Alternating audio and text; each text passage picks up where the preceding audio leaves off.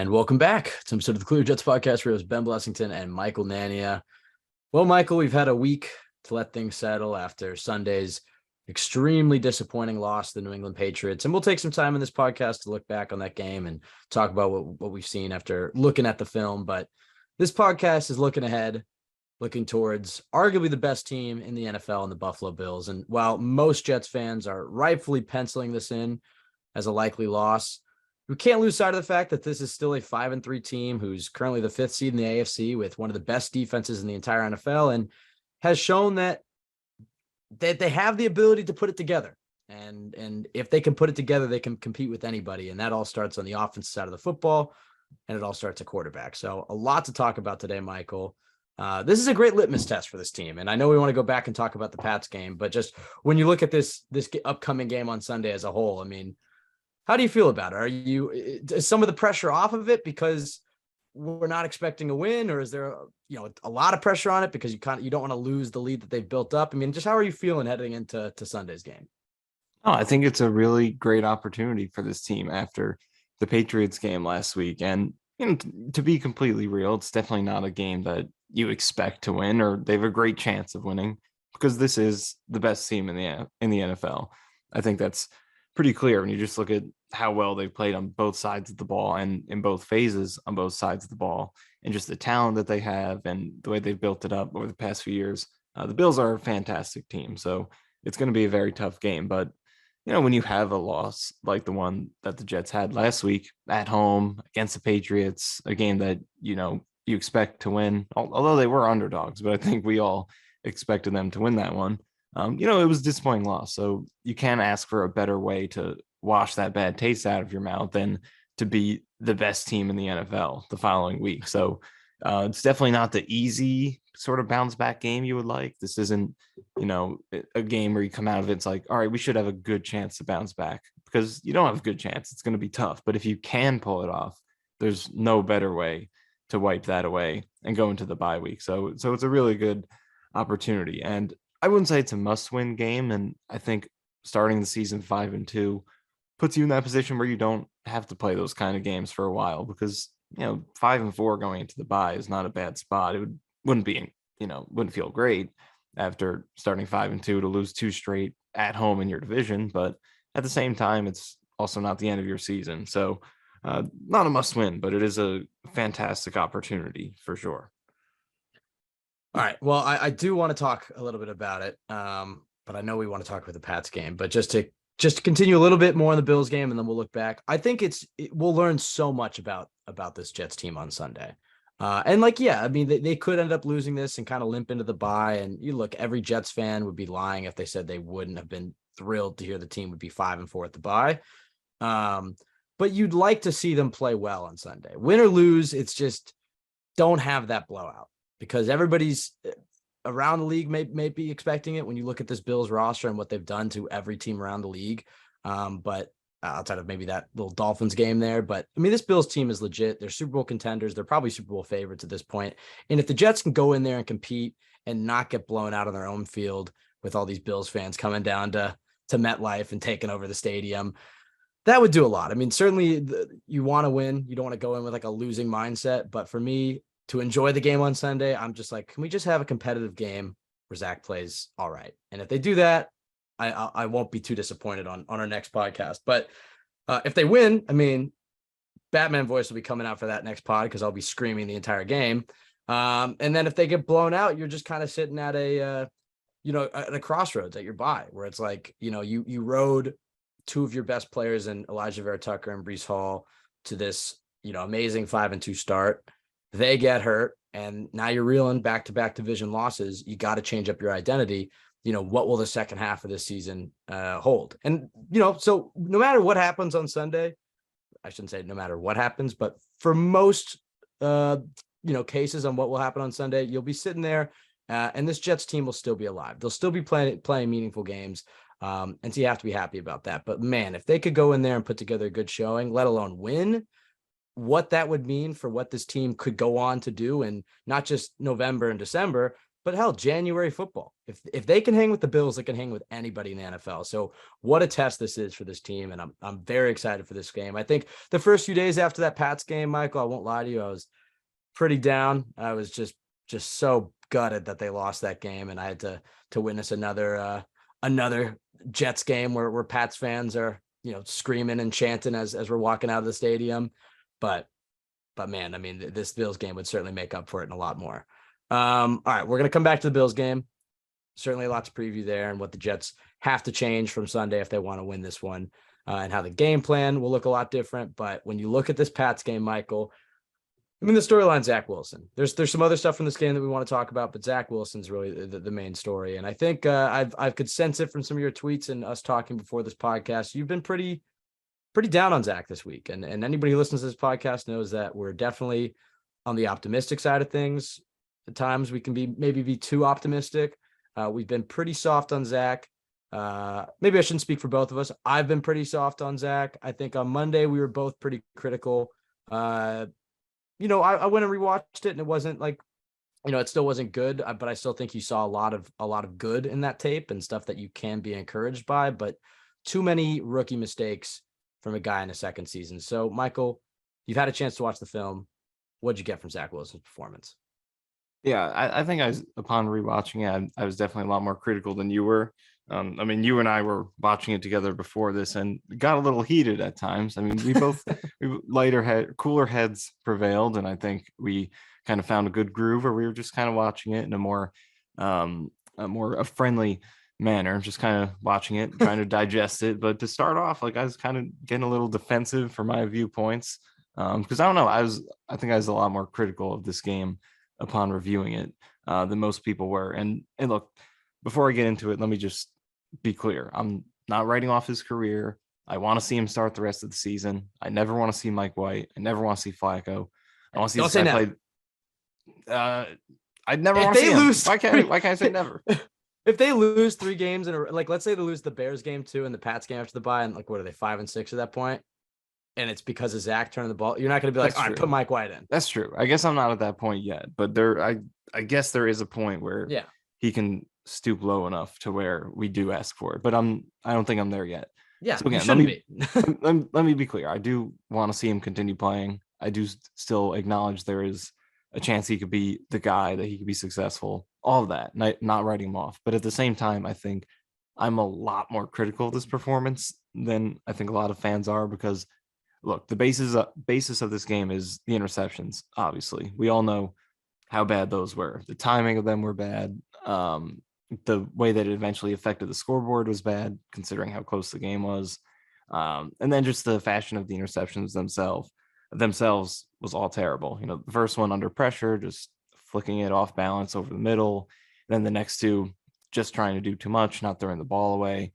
Just those were really bad. Those last 2 especially. So we all know that. But I think in addition to that, and look, again, granted, lots of good plays on this film for sure. I acknowledge that. But there were also a lot of plays that he left out there. I really think that the way the Jets' skill position players were playing, running the routes, getting open, and the way LaFleur was scheming it up against Belichick, I think the pieces were there for the Jets to really explode in this game. And there were opportunities missed. From the first drive when they got down there after the Garrett Wilson bomb, there was a play where Uzama was open in the flat for a potential touchdown, where he passed on that, and then he backpedaled out of the pocket. There's a play later where Uzama was open up the seam for a potential touchdown. And there were just a lot of these plays throughout the game where, occasionally he'd make a good play and it would get them going, but then the drive would stall because he misses an open receiver. And there were a lot of common themes why he was missing these plays. It was, if the first read's not open, he'll bail the pocket, or if there's a little bit of pressure coming and he has room to step up, instead he'll go backwards and he'll go out of the pocket. So just the pocket presence in this game was really concerning, and I think it left a lot of plays on the field. I think there were a lot of plays to be made that weren't. And again, he made some good throws in this game. I think purely looking at his accuracy, it was good in this game. There weren't really many misfires. But when you go back and watch the film and see how many plays were open, there really should have been a lot more productivity from the passing game in this one. And most of those plays were missed just because some of those issues with dealing with pressure, just leaving the pocket too early, first read's not open, bailing, just his footwork under pressure, all these things. I really think that there were a lot of plays to be made. You look at that, also that fourth down play, the 4th and 5 play, where there's a wide open scrambling lane that he doesn't take, and instead he tries a difficult deep throw to Conklin. I also think second down was an issue in this game. There were quite a few second down plays in this game where he had a good short, 5-yard throw or something where he could get it to 3rd and 5, making a manageable third down.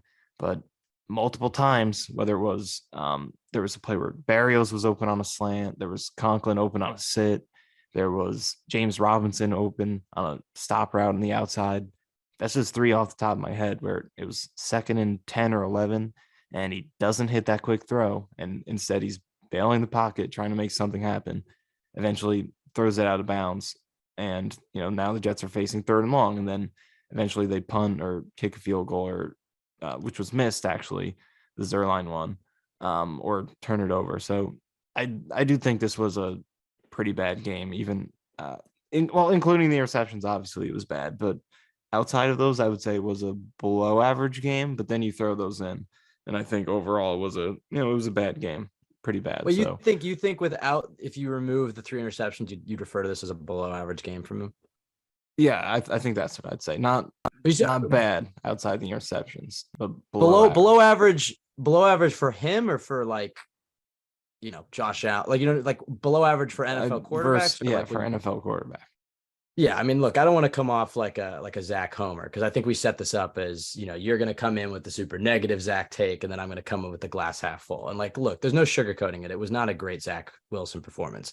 I think the mistakes overshadowed a lot of the good things that he did in this game. And look, you don't want to baby him, especially given the fact that this Jets team does look ready to compete.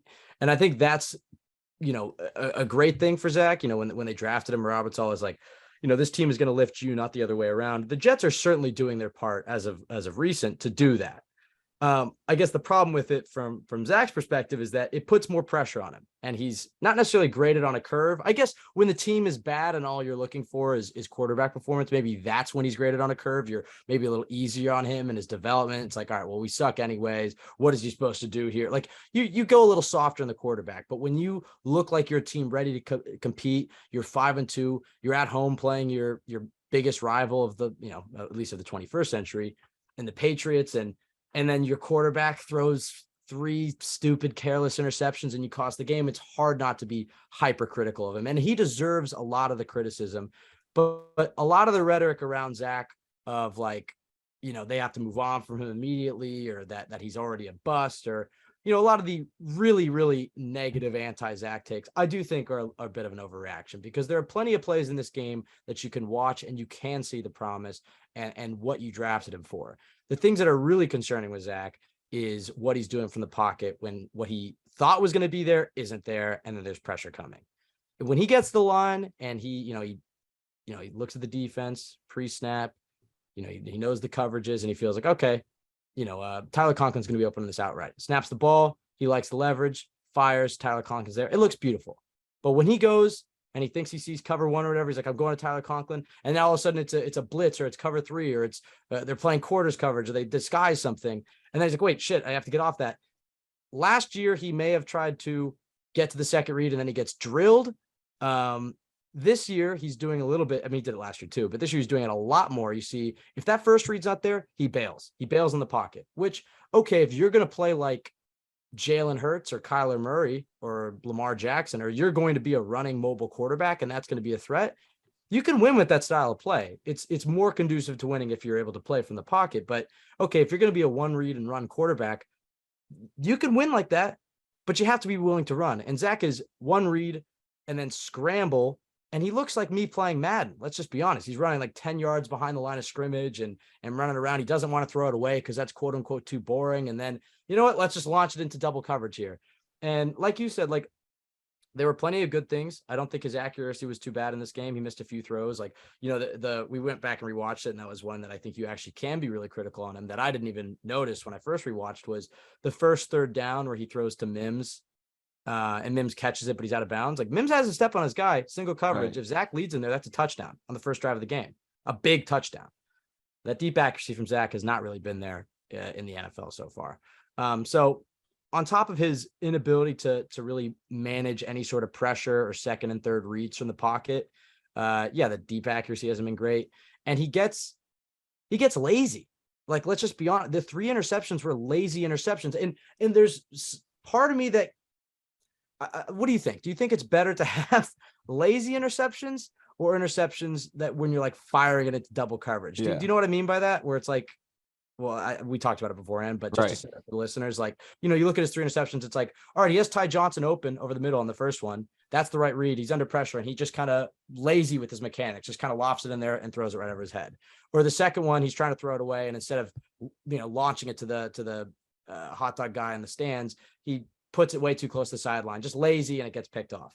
And the third one, it's like he doesn't want to throw it away because the game feels like it's slipping out of reach, and so he kind of just throws it up there, intercepted. But it was different than him, like, oh, I got Elijah Moore in this post route, I'm gonna fire it in there, and it's picked off. So what do you think? What do you think is better? I mean, there's pros and cons to either. Yeah. I mean, this question came up because you and I were watching Josh Allen's game against the Patriots from his second year when he threw, I think he also had 3 interceptions. Yeah. And he had a couple like that.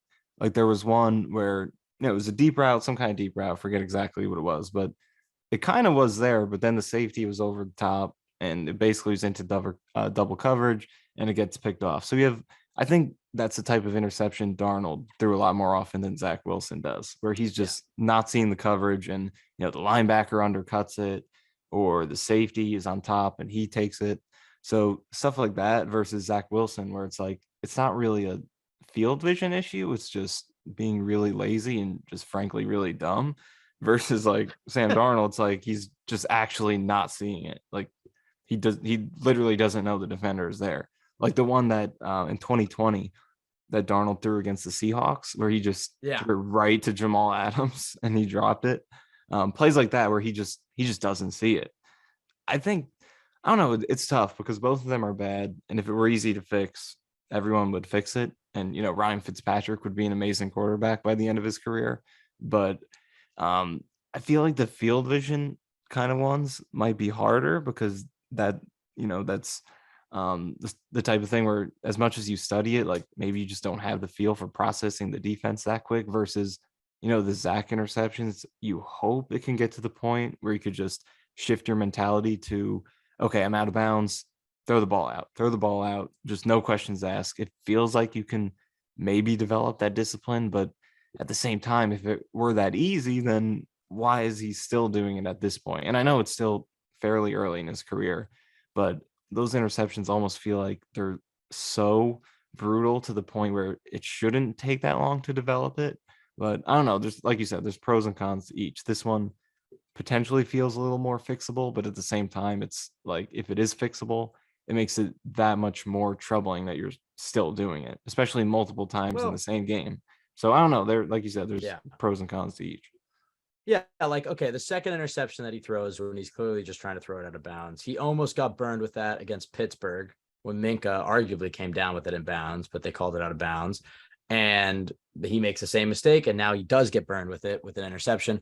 I doubt you'll see too many more of those throws from Zach Wilson. I'm pretty confident to say that that is something you can eliminate from his game. Is like, all right, in the future, I mean, not to say that he won't ever have another sideline throwaway that maybe gets intercepted, but I'm pretty confident you're not going to see that too often. Where it's like, if he throws it away, he's going to throw it away. He's not going to do that anymore. The first interception, I think you will see more of with Zach. Sometimes his mechanics get lazy. Under pressure off his back foot. Okay, whatever. The third one was troubling to me because it felt, that interception felt mentally lazy, if that makes sense. It just kind of felt like, all right, this game's slipping away. Fuck it. I'm gonna just throw it up to Tyler Conklin. Where it's like, I get the idea of like, it's third down. I think they were down 2 scores at that point. He doesn't want to throw it out of bounds, but it's just like, if he had thrown it out of bounds and they punted there, you don't, the way this Jets defense is playing, the Jets can get the ball back in like 3 minutes and have better field position. It's almost like he went away from, and this is not to say he played well in the other 2 games because there were criticisms there too, but it's almost like he kind of went away from the mentality of those games and just felt like he kind of had to get involved a little bit more. I don't know if it's because they were at home and there was a lot of No, energy, it's or because they because lost the Brees teammates Hall. went out. Yeah, I was just gonna say that because Brees and AVT went out. It just felt like he felt like seemed like he had more responsibility on his Yes. shoulders. Like it appeared that he had this He was increased trying to be the responsibility. hero. Yeah, He was trying to play hero which ball. is which you don't want. You just want to play within the structure of the game and take what's given to But you. Michael, so just so we're not hypocrites, let's go back to last week's preview podcast. And we did say, look, we wanted to take some more chances. Right. We wanted to throw downfield. We wanted to play looser and fire it in there. And if he throws an interception, but he's throwing touchdowns, you're okay with that because he's going to develop and get better. We saw that. We did. He came out firing. He had a great first half up until that Ty Johnson interception. To the last play of his first half, he was flawless, in my opinion. I mean, I guess he had, that Mims miss or whatever. I wouldn't but say like flawless. I'd say he most, was solid. yeah, flawless is hyperbolic, but flawless from what we were expecting. Like perfect is I guess what I mean. And perfect meaning what we've seen from Zach Wilson versus what we wanted to see from him on Sunday. At 2 minutes in that first half, you were very happy with what you saw from Zach. You saw a confident Zach Wilson who wasn't playing timid, who was firing that ball in there. He was slinging it downfield. He looked like he was feeling himself. You're thinking this is going to be a great day. He throws that interception, that switch goes off, and he couldn't recover. It was like the momentum started to snowball. And once he threw that first interception, he just seemed like he was overthinking things. Because I agree with you. I don't think Darnold, you really worried about him seeing the field. It just seemed like he had blind spots when he was playing. Zach, I mean, that's not to say that Zach doesn't have interceptions where he doesn't see a defender. He won't have plays where he can't, where he doesn't read the coverage correctly or he makes a mental mistake. But a lot of what this game is him not trusting his eyes. If you go back and watch the coach's film, it'll be like, okay, Barrios is open over the middle. He looks at it and he hesitates. He thinks about it for a second. And then the pressure gets there and he runs out. Barrios isn't open anymore. And now he's dancing along the sideline and throw it away, interception or sack. I mean, that's what you're seeing too much from Zach is he's overthinking things. When things are moving quickly, when he's getting the ball out of his hands, when he doesn't have to think, he plays well. But when that first read is covered and the pressure's coming in and he has to, he doesn't want to stay in the pocket. That was one of the things, and we talked about this when the Jets played the Bengals, that Joe Burrow does so well. Because look, the Bengals don't have a good offensive line, but Joe Burrow has still been a great quarterback. And why is that? He's so good at the nuances of moving within the pocket. Brady's another example of this. And this is the part of the game that Zach doesn't have down. Go watch a Joe Burrow game. When his tackles get beat and his first read isn't there and he has to move on to his second and third option, sometimes he'll escape. But a lot of what he does is he'll step up and he almost just kind of hides in that little bubble. It's almost like the 5 offensive linemen have kind of surrounded him in a little shield. Whereas Zach, it's like, okay, maybe Dwayne Brown gets beat from the edge and he's just running out. He's just escaping the pocket. Yeah. It's like, okay, but if you just stepped up and you just kind of trusted your offensive linemen a little bit more, which look, again, what are they on their backups of their backups at tackle now and a backup guard as well? Like I understand it. But when Dwayne Brown gets beat on the edge, if you step up, Dwayne Brown gets another chance to make that block. And you have 4 other offensive linemen who have a chance to get that block. And you can stay and hide behind your center for another second. And maybe a receiver gets open. Maybe you have more time to throw it away. Or maybe that rushing lane is even more open. And now you can really escape and you can just run for it. It's when you bail too early, like he's bailing, he not only cuts the field in half, he cuts the amount of time his receivers have to get open in half. He makes everything harder on himself by not just trusting the pocket. And I get it. Like, look, there are times when you have to bail immediately because otherwise you're just going to eat a sack. And his athleticism and his mobility, while he didn't play that well against Green Bay and Denver, kept him in those games. Same with the Pittsburgh game. It kept him in those games because he wasn't taking an 8-yard sack and now the Jets are at 2nd 18 and the drive is essentially over. Like we saw the first 3 weeks with Flacco. But until he gets more comfortable from the pocket, you're not going to see too much success from Zach. Or yeah. Sorry, you want to chime in there? No, yeah, I was going to expand on what you just said because I think that's a perfect point because the Jets offensive line is not perfect right now. No one's arguing that, and there's been a lot of injuries. The performance has not been great, but I think it's been good enough to where there are plays to be made if you can just handle the pressure a little bit better. But he just has this tendency to make the pressure destroy the play a lot more than it needs to. Like the way that you're the way that you explained it is perfect. And this Patriots game really laid it out. It was the way the pressure was coming perfectly um, illustrated the struggles that he has with pressure, because the interior protection was good. There was not a lot of interior pressure coming, but the edge pressure, there was a lot of that. Dwayne Brown was not good, and he was not good. So that pressure was coming off the edge, but there was consistently room for him to just step up. And there you go. You're good. They're going to run that guy up the arc, and you could continue scanning the field. And staying in the pocket is the most dangerous place to be a quarterback, because everything's available to you. As soon as you scramble to one side of the field, that other side of the field is off the table. All of that is, completely moot at that point. So staying in the pocket is when you're most dangerous. And too often he takes that off the table because he's overreacting to the edge pressure when there is room to step up. So, and a lot of people know about his disparity between the clean pocket numbers and the pressure numbers at this point, and they are staggering. I mean, looking at it right now, when he's clean, 9.5 yards per attempt, 2 touchdowns, no picks. His passer rating is 109. And then when he's pressured, 9 for 47, 3 yards per attempt, 1 touchdown, 5 picks. Passer rating is 7. Yes, 7.1. So it's a huge disparity, but it's not as simple as just protecting him better, because the problem is that a lot of plays that actually are clean turn into a pressured play Yes. because he's not getting it out quick enough. So it's not as black and white as, all right, you protect him better, he's going to be a superstar, because sometimes he is protected and he turns it into an unprotected play or a Yes. pressured play because he's not getting the ball out immediately. And it's really that first read that kind of dictates how a play is going to go, because when he had success in this game, it's usually because that first read was open. Like he had 2 great seam balls to Conklin and Uzama in the second half, where, takes a snap. That's his first read. Okay, the underneath defender, he came down. There's space over the top. I'm going to loft it over the linebacker, drop it in. 2 great passes because it's there immediately, sees it, throws it. Awesome stuff. But then when that pass isn't there, then he'll either lock onto that too long, then the pressure comes, then he bails, or he just immediately goes into bail mode. So it's getting past that first read.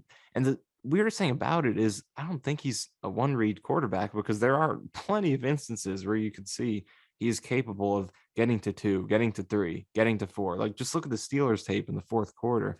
Some of the stuff he was doing with manipulating Minka Fitzpatrick with his eyes, getting him to drop down, then going to the other side of the field and hitting a pass behind him.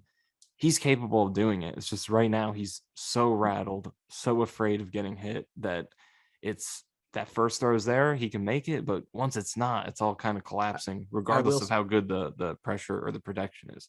I will say about the Minka play, because you're talking about in the fourth quarter, he manipulates Minka with his eyes. He kind of holds him, draws him into the box a little bit, and then he hits Garrett over the middle for a big gain. Yes, that does look like him getting to his second and third read, but that Zach knew he was doing that before the ball was snapped. And I think that goes back to the issue with him, is that when the play breaks down athletically and physically, you think he'd be great at it. But in the NFL, up until this point, he hasn't had as much success. And I think it's also important to go back and remember who he was when the Jets drafted him. Go back to BYU. Go watch the BYU tape. He's getting 5 seconds in the pocket every play. And that was a big legitimate criticism of him. And we brought it up on this podcast, and plenty of people brought it up, was, okay, people brought up, okay, level of competition, but you've seen from plenty of other NFL quarterbacks that doesn't really matter. And there's plenty of NFL caliber throws you saw from Zach on his BYU tape. You had really no doubt that this guy is an NFL prospect. The problem was, okay, but that offensive line, and not to mention, Michael, you've brought this up a few times to me, like, well, he's playing and there's no crowds. Like, is that throwing him off? And maybe, going from Utah with empty stands during the COVID year to going to New York City with booing fans is a pretty look at those bars right there. It's a pretty big jump for him. But the bigger issue is the fact that he has 4, 5, 6 seconds in those BYU plays. And when he tries to do the same thing in the NFL, it's not happening. And, I'll give him, I'm not going to give him a pass, and you don't want to give him unlimited amount of excuses. And there is a sense of urgency because, like we said on Monday, you never know when these windows open up. The Jets are certainly built to win long-term with the amount of young guys that they have, but you just never know. you never know. Like they're 5-3 right now going into this Bills game. Let's say they lose, they're 5-4, whatever. 5-4 at the bye. They're still set themselves right up to make a playoff run. And it would be such a shame to have a quarterback cost him, the type of seasons that Quinnen Williams has had, or the type of seasons that Sauce Gardner and DJ Reed have had. And, all the different guys in this team that have really stepped up, Quan Alexander and CJ Mosley and Bryce Huff and Carla, all these guys in this locker room that have played their asses off and won games and have really done a great job of turning this culture around. And the Jets have set themselves up. I understand there's that urgency. And if it's the quarterback that's really holding him back, there's just a sense of just bench him, get Mike White out there and play Flacco. And I agree. Like, look, 4, 5, 6 weeks from now, if Zach is really holding this team back, I won't necessarily be, we'll cross that bridge when we get there. I'm not one of those guys who, just because Zach was drafted number 2, I think you have to play him the entire season. It's like, go look at Tua Tagovailoa. They benched him how many times early in his career for Ryan Fitzpatrick? And now he's, year 3, he's having a great year. I don't think that, that's a bridge we can cross when we get there. But I do think that you have to go back and look at the situation that Zach is playing in, that he not only did they lose their best player on the team in AVT, their best offensive player in Breece Hall, his favorite receiver in Corey Davis, and then arguably their best receiver in Elijah Moore played 10 snaps. So the Jets have to find their new identity on offense. They can't win the way that they beat, or as it stands right now, it doesn't seem like they can win in the ways that they beat Miami, and the ways that they beat Green Bay, and the ways that they beat Denver. They can still, you're hoping that with Robinson, another week in the system or whatever, and Carter gets going, that they can get it going. And honestly, the loss of Breece Hall is big. But I think that even if they just lost Breece Hall, I think the running game could probably pick up where it left off and be okay. It's the loss of AVT on top of the loss that Breece Hall that really makes the Jets have to, find their identity again. What are they going to be? And yeah, I don't want to get into the Bills preview so far. But when you look at what the Packers did to the Bills last week, they ran the ball. They ran the ball well against Buffalo. And I think you're going to see a bit of a return to that style of play. We'll get into that a little bit later. But when it comes to Zach, the whole circumstance of being 5-2, and this is your statement game against the Patriots, a division rival. And, if you win this, you're playing the Bills for the number 1 seed in the AFC. And then they get off to this great start. And then you just see kind of careless interception, really dumb careless interception, and then just give up careless interception. And like you said, he left some plays on the field. He had the really bad 4th and 5 where he didn't run for it. And I get that there's this sense of urgency, and then there's this sense of frustration with, why can't we get this position right? Why can't the Jets just have good quarterback play? And so the way I feel about Zach is, I just want to see what happens. Let's see if he's able to build on some of the good that he did against New England on Sunday. There were definitely things where I saw legitimate growth from Zach, and then some very concerning things that you hope get ironed out. And while I don't think he's going to be able to eradicate all the negatives in his game over the next few weeks, I think that, with more reps and with more experience, the hope is that you see more of the good and less of the bad. And I just think it's too early to make one declaration one way or the other. Not that you've done that, but I just want to see what this team looks like after the bye. He gets another chance against the Patriots. That game to me will be a very big test for him. Do you think do you think that's a bit of a cop out, in terms of our Zach evaluation? How harsh should we be with Zach at this point in his career? No, I agree with you that we definitely need a few more games. I don't think right now is the point to bury him. But at the same time, I do think we are getting, like you said, somewhat close to that point where it could be a possibility in a few games if he doesn't show improvement over this point where he's at. A few more games of this caliber and Denver caliber, then yeah, like as your playoff hopes start to slip away, you might have to maybe think about making a change at that point. But right now, I don't think we're there yet. So let's see how it plays out. I'm definitely in the camp of just letting him play out the season. He has the rest of the season to show us what he can do, to see if he can establish some legitimate improvement over his rookie season, over the way he started this season. Because, I just don't believe in Flacco or White at all. And I still believe Wilson does have plenty of untapped potential. So I think it does make sense to stick with him. But at the same time, I do think it's important to acknowledge the fact that he really has a long way to go to prove that he's legitimately improved, because at this point, it's just like, let's be honest, this is a lot less than what we expected this year. And we didn't think he was going to be a superstar or anything close to that. I think we all expected at least to get that midpoint between where he was last year and the ceiling that you hope for him to get to. And right now, he's not at that point with the production you've had, and then just backing it up with the, the process and the film and all of that, the eye test. Neither of those things are really close to where we want them to be. So, yes, we're definitely giving him more time, but simultaneously, I think that you have to watch it and be able to evaluate it and think that you've got to see more. So we'll see what happens, but I do think he has at least a few more games. And I do want to go back to something you said earlier in terms of the injuries and stuff. I think that's a great point to bring up. Some of the things he's dealing with.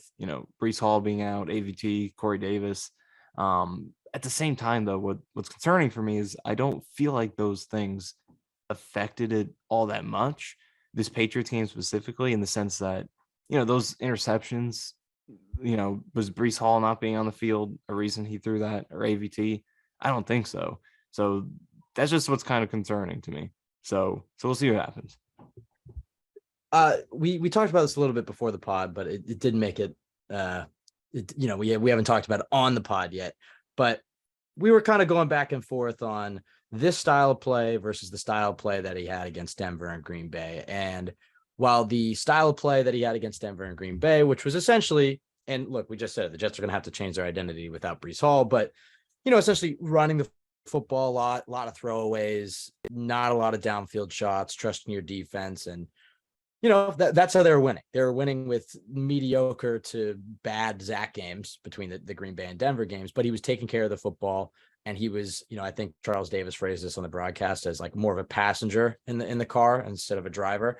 And they're winning football games. And let's just be honest, if you got another one of those games from Zach in this one, the Jets probably win, because his interceptions and his bad play was obviously got them points in the first half, but it put the Jets defense in bad situation after bad situation. I mean, they were in, not just because of Zach, also because of special teams, but the Jets lost this game on field position, right off the bat. I mean, it was like the first Barrios return was like 15 yards. Then it's like, Braden Mann opening kickoff of the second half is tripping. And it's just like bad punts and Zach Wilson interceptions setting up the Pats deep into Jets territory and whatnot. But the way that he's playing right now, though, or the way that he played against the Patriots on Sunday, if this team wasn't in the position that it was in right now to potentially go on a playoff run, you might look at the way he played and especially if he was a rookie again, honestly, and be like, all right, well, he's taking chances. He's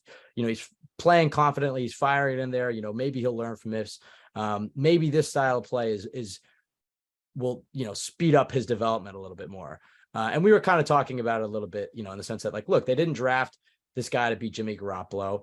Part of his DNA as a quarterback, if you watch what he was like at BYU in terms of what does Zach Wilson look like when he's good, is a lot of the improvisational stuff that you're seeing that fans are getting mad at because we haven't seen the production from it, or downfield shots, or really trusting his arm in tight windows and all sorts of stuff.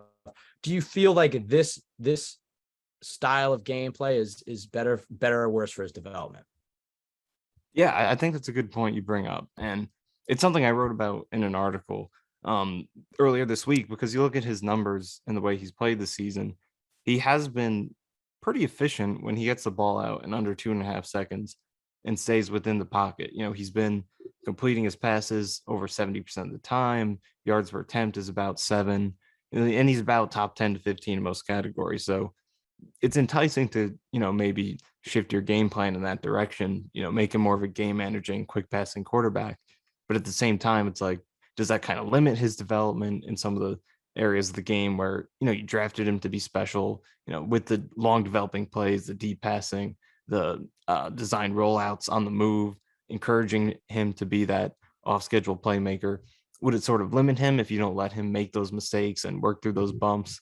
So it's sort of that dilemma that I think LaFleur is working through. It's like, we built this offense to emphasize these projected strengths that we drafted him for, but he's struggling in those areas, whereas he's kind of doing better when he gets to manage the game a little bit and just get the ball out quickly. So I think it's a good point you bring up, to where, as bad as this game was, and listen, I made it clear that I think he was really bad, the mentality is kind of what we were hoping for. He did let it rip and play more aggressively. And you hope that as he continues to do that, he could iron out the mistakes and, get those mental reps to where he could Right. put it all together and play more effectively.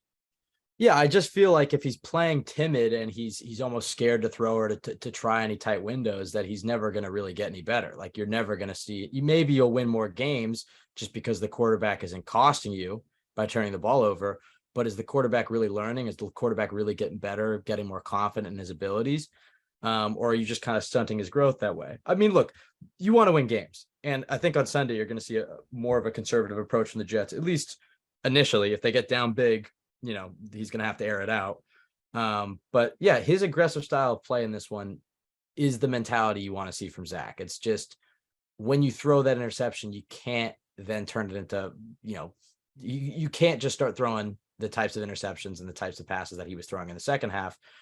More so, honestly, just the 2 interceptions where it's like give up, dumb throwaway interception. And then the third one, which was just kind of a give up, third down big. Let me just loft it up there. You can't have those types of plays, and I'm going to say something that a lot of people are going to roll their eyes at. And I understand it because anytime the name Josh Allen comes up with any young quarterback, people should roll their eyes because he's such a statistical outlier in terms of what he was in college, how he was as a rookie, even how he played at the beginning of his second season and to what he is now.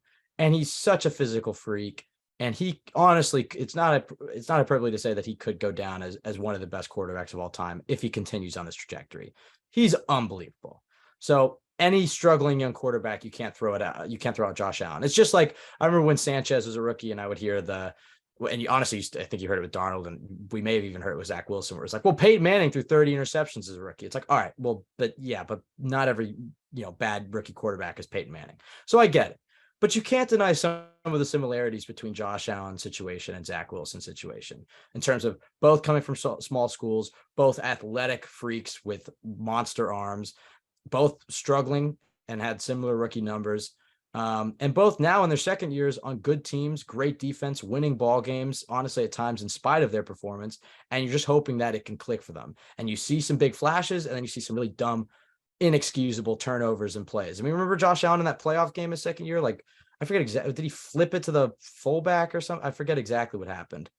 But Josh Allen had plenty of dumb plays, even to the point where after his second season, Michael, you didn't think he was very good. You didn't really like him. And a lot of people, I didn't mean to throw you under the bus there. A lot of people didn't like Josh I Allen definitely was not a fan.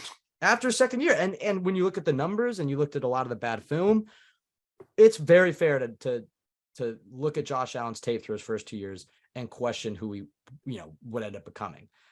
So he's such an outlier that you don't want to lump Zach in with him, but you can see the similarities and you can at least see the reasons why Jets fans should be patient. Doesn't mean that he'll end up being Josh Allen, but when you see that type of trajectory and you see that type of growth that that young quarterback had between year 1 and year 2 and year 2 and year 3, let's just take a breath and just see what he can become. I will say the biggest difference between Josh and Zach, I mean, there's 2 big ones.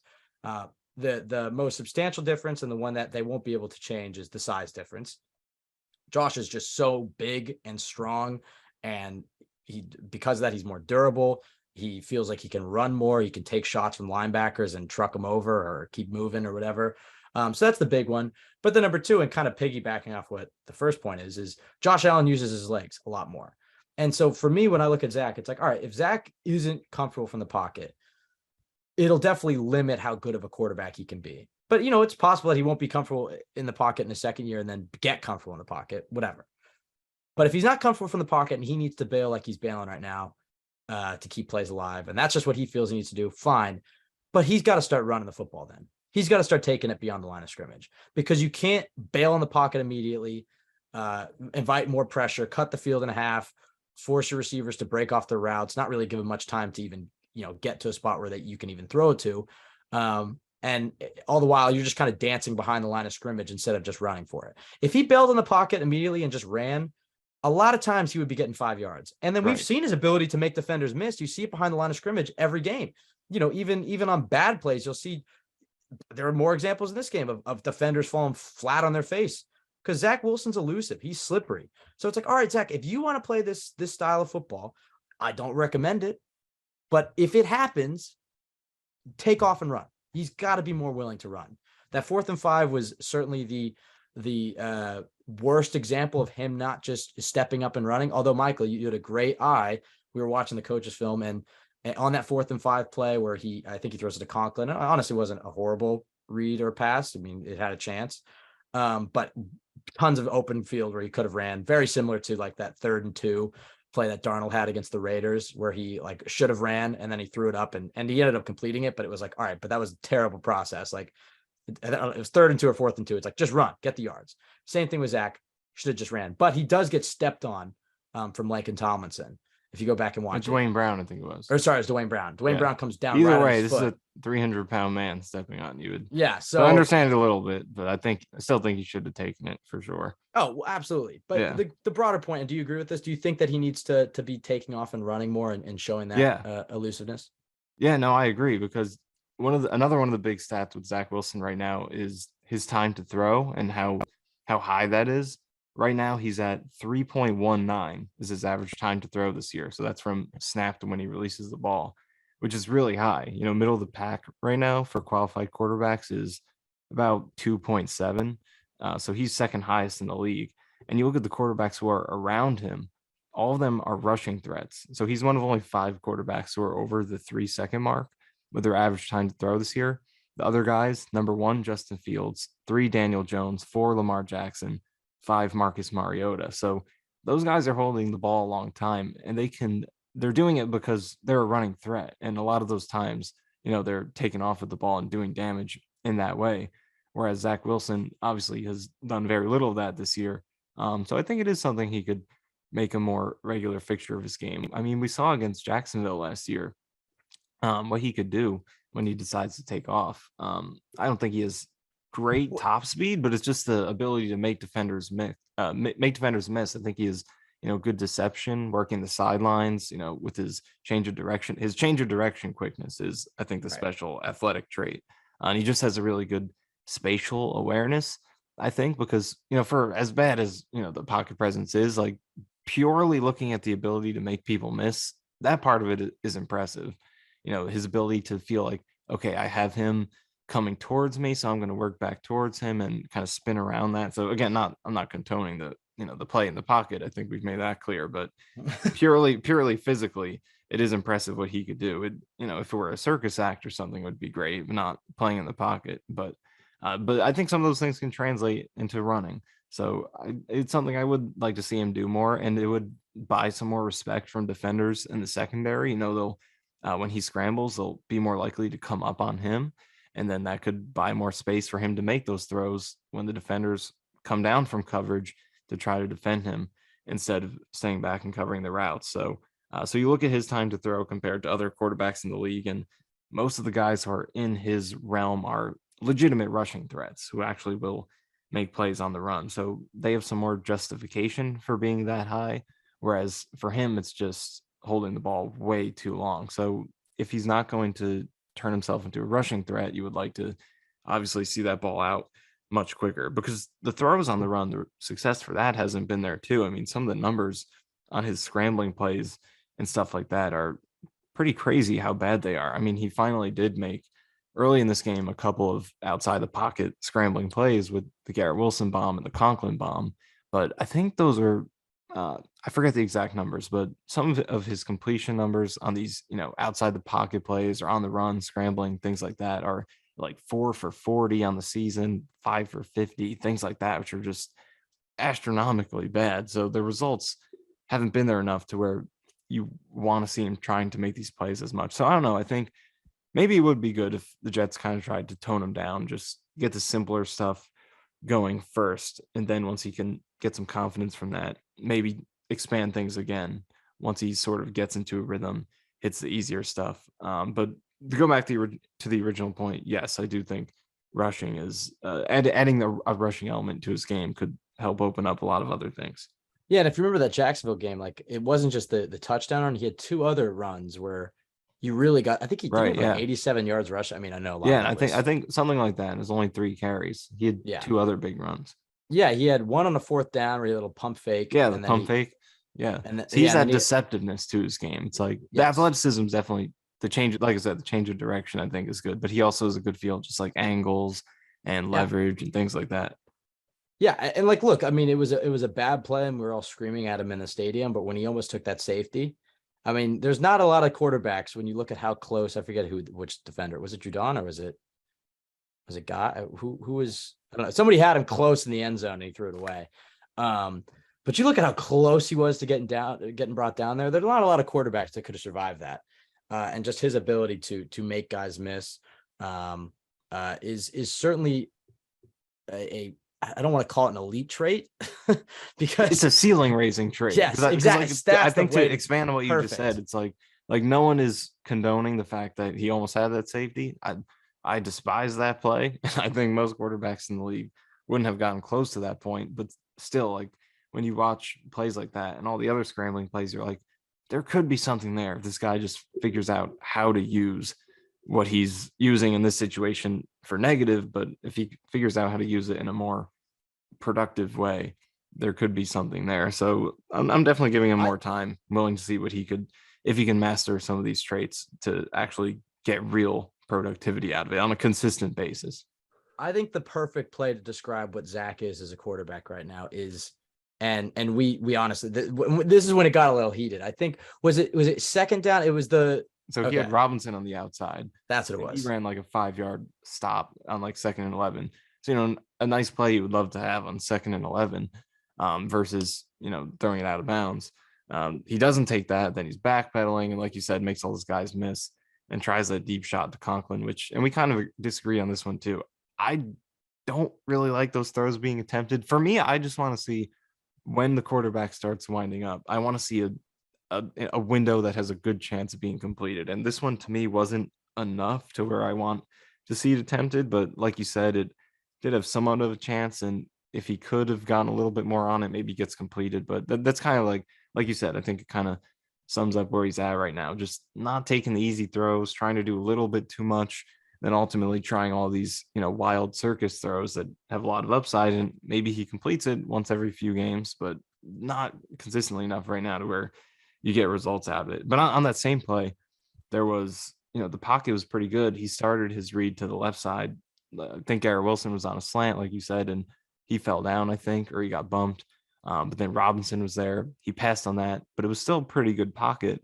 I think again, this is the point we said earlier. There's edge pressure from Dwayne Brown, but rest of the protection was pretty good. So he could have stepped up from that, stayed in there, gone to that right side of the field. And the Jets had a really good concept dialed up over there. They had, the Patriots were playing cover 3. So there was corner bailing, there was one safety in the middle, and then everyone else underneath. They had 3 guys going deep over there. Conklin on a post, Uzama up the seam, Barrios was on a go on the outside. The corner took Barrios, the safety took Conklin, and there was Uzama up the seam, a good touchdown shot.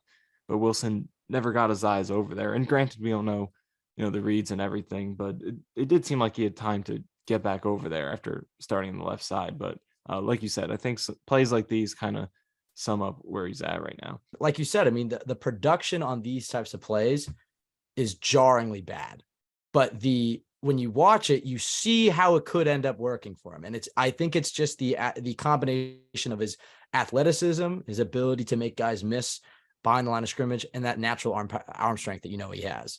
And his ability to, throw from any platform or any angle, all that stuff. Like, he has the abilities to be a great quarterback when the play breaks down, but we haven't seen it. And until you see it, you can't rely on it. But one of these days he'll hit one of those big plays and everybody's going to be, talking about how amazing of a throw it was, and it'll be on SportsCenter top 10. But it's like, we've seen so many of them not work out. You hope you get to the point where he's consistently making those wow throws, but until he does, it's just like, hit James Robinson, get the 8 yards, stop trying to play hero ball. Especially on 2nd and 10. That's the other thing about, and we'll move on from Zach in a second here. It's just, but my last point in Zach, and you might have something else, and then we'll move on to whatever else. But the situational awareness, it's not just the 4th and 5 and not running for it, but it's like that 2nd and 11. You're just you don't have to get a touchdown. You don't have to get a first down. You just want to make yourself in a 3rd and 5 or less.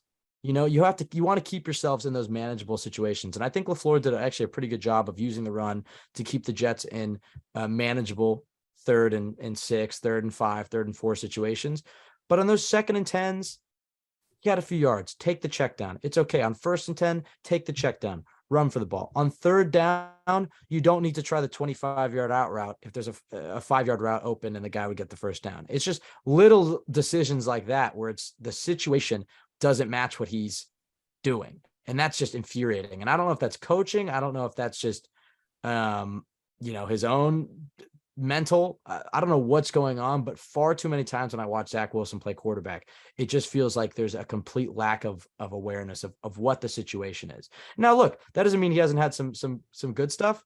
I think like against Pittsburgh when he had the pass to Corey Davis in the 4th quarter and it might have hit the ground and he got him all the way up to the line and they snapped the ball. Like this kid is a kid. We're the same age. Very clearly a smart guy. We're getting used to that. I know we're still getting, one of these days, the whole team will be younger than me and it'll be weird. I know it's weird that this draft class is like, there's guys who are younger. It's just it's a weird transition as a fan. It's just like, he's a smart guy, high football IQ. He loves the game and he's shown flashes of brilliance, but there's just too many warts in his game that keep popping up. And I think this game, you saw more flashes of brilliance, but you saw more warts. And it's just, this next week against the Bills and the bye week, and then his next matchup against the Patriots will be huge. And then that game against the Bears and another young rookie quarterback or 2nd-year quarterback. These next 3 games, let's see what happens.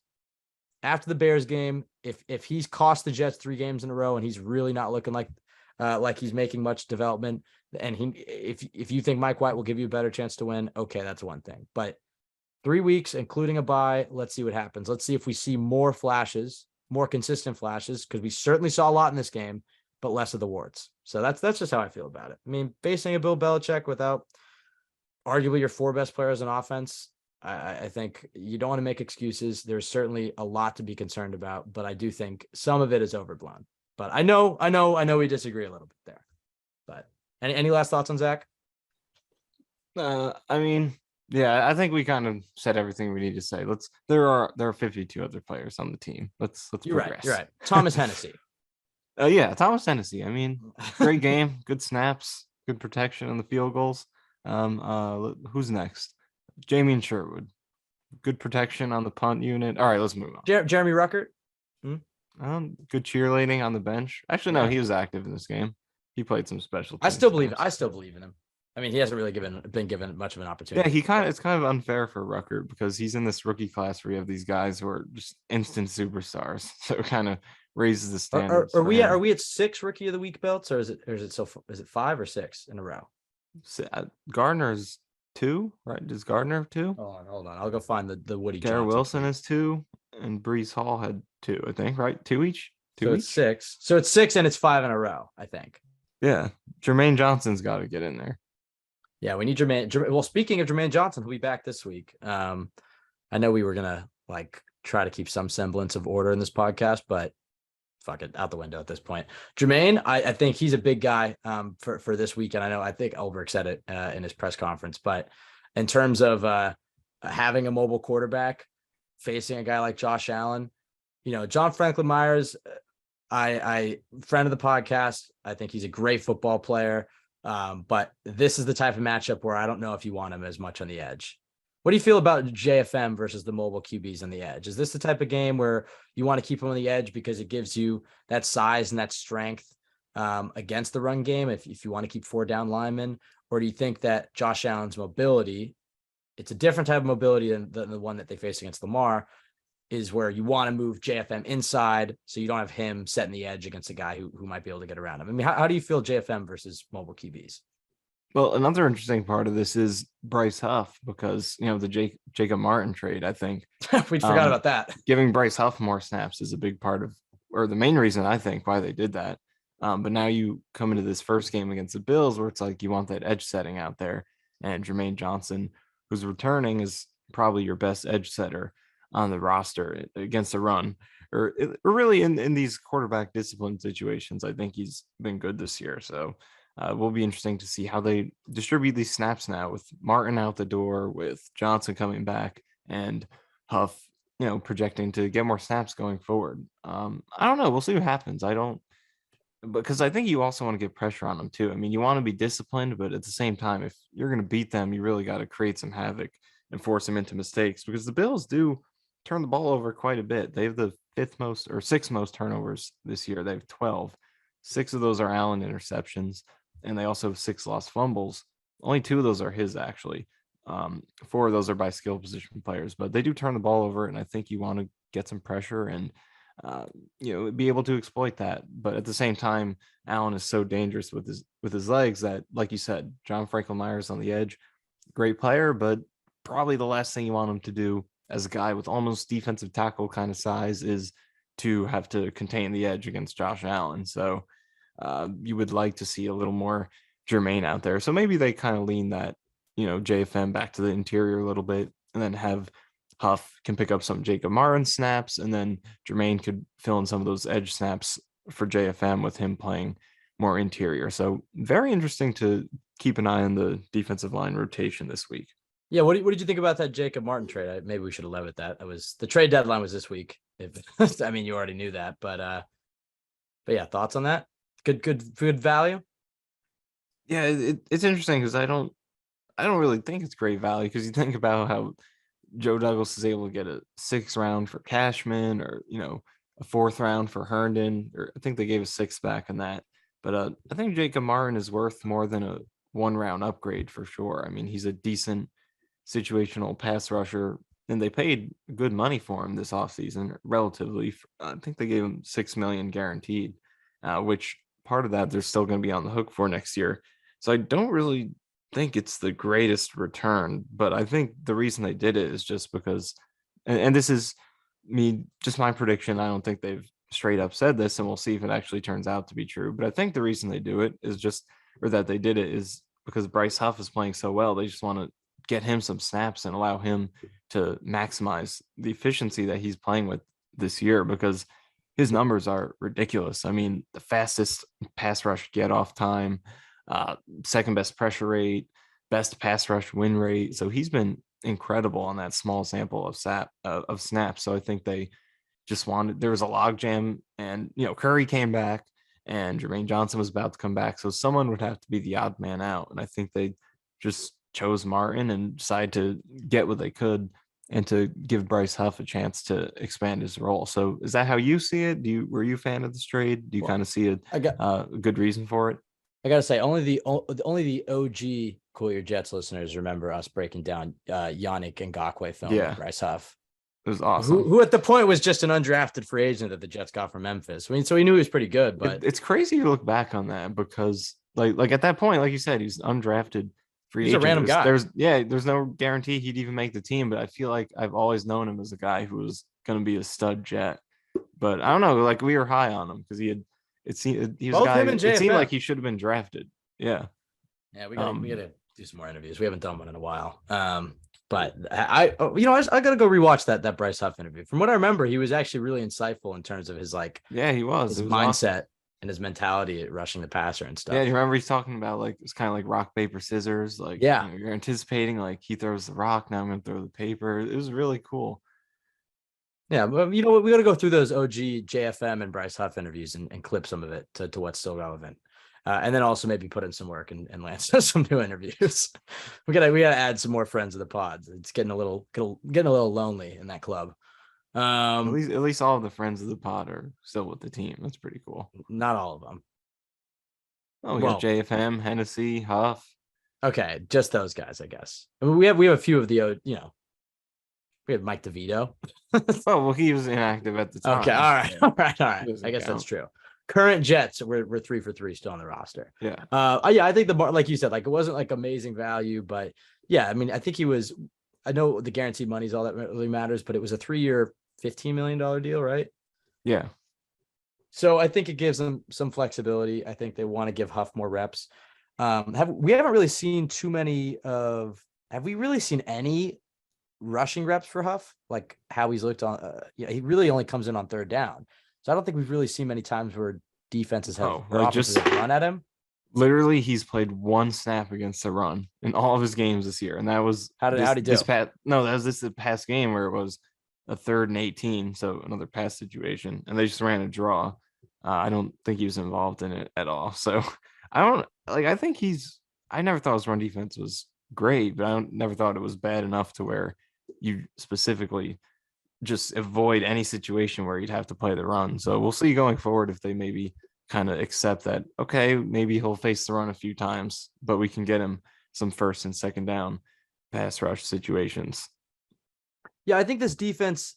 I mean, I'm really curious to see how he looks against the run, because I think this defensive line can survive with one pass rushing oriented guy on the defensive line. Like Carl Lawson is that guy who's no slouch against the run at this point in his career, but he's more of a pass rusher. And then you have three bigger defensive linemen. I mean, hell, JFM, like you said, has a kind of a defensive tackle body, and he's playing defensive end, and he's huge.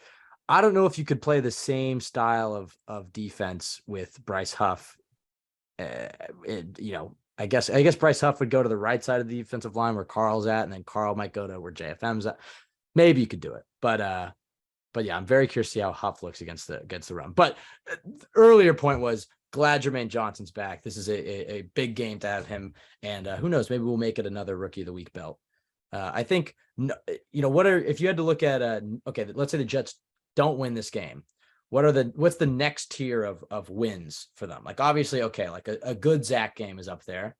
I think a Denzel Mims touchdown, not far behind.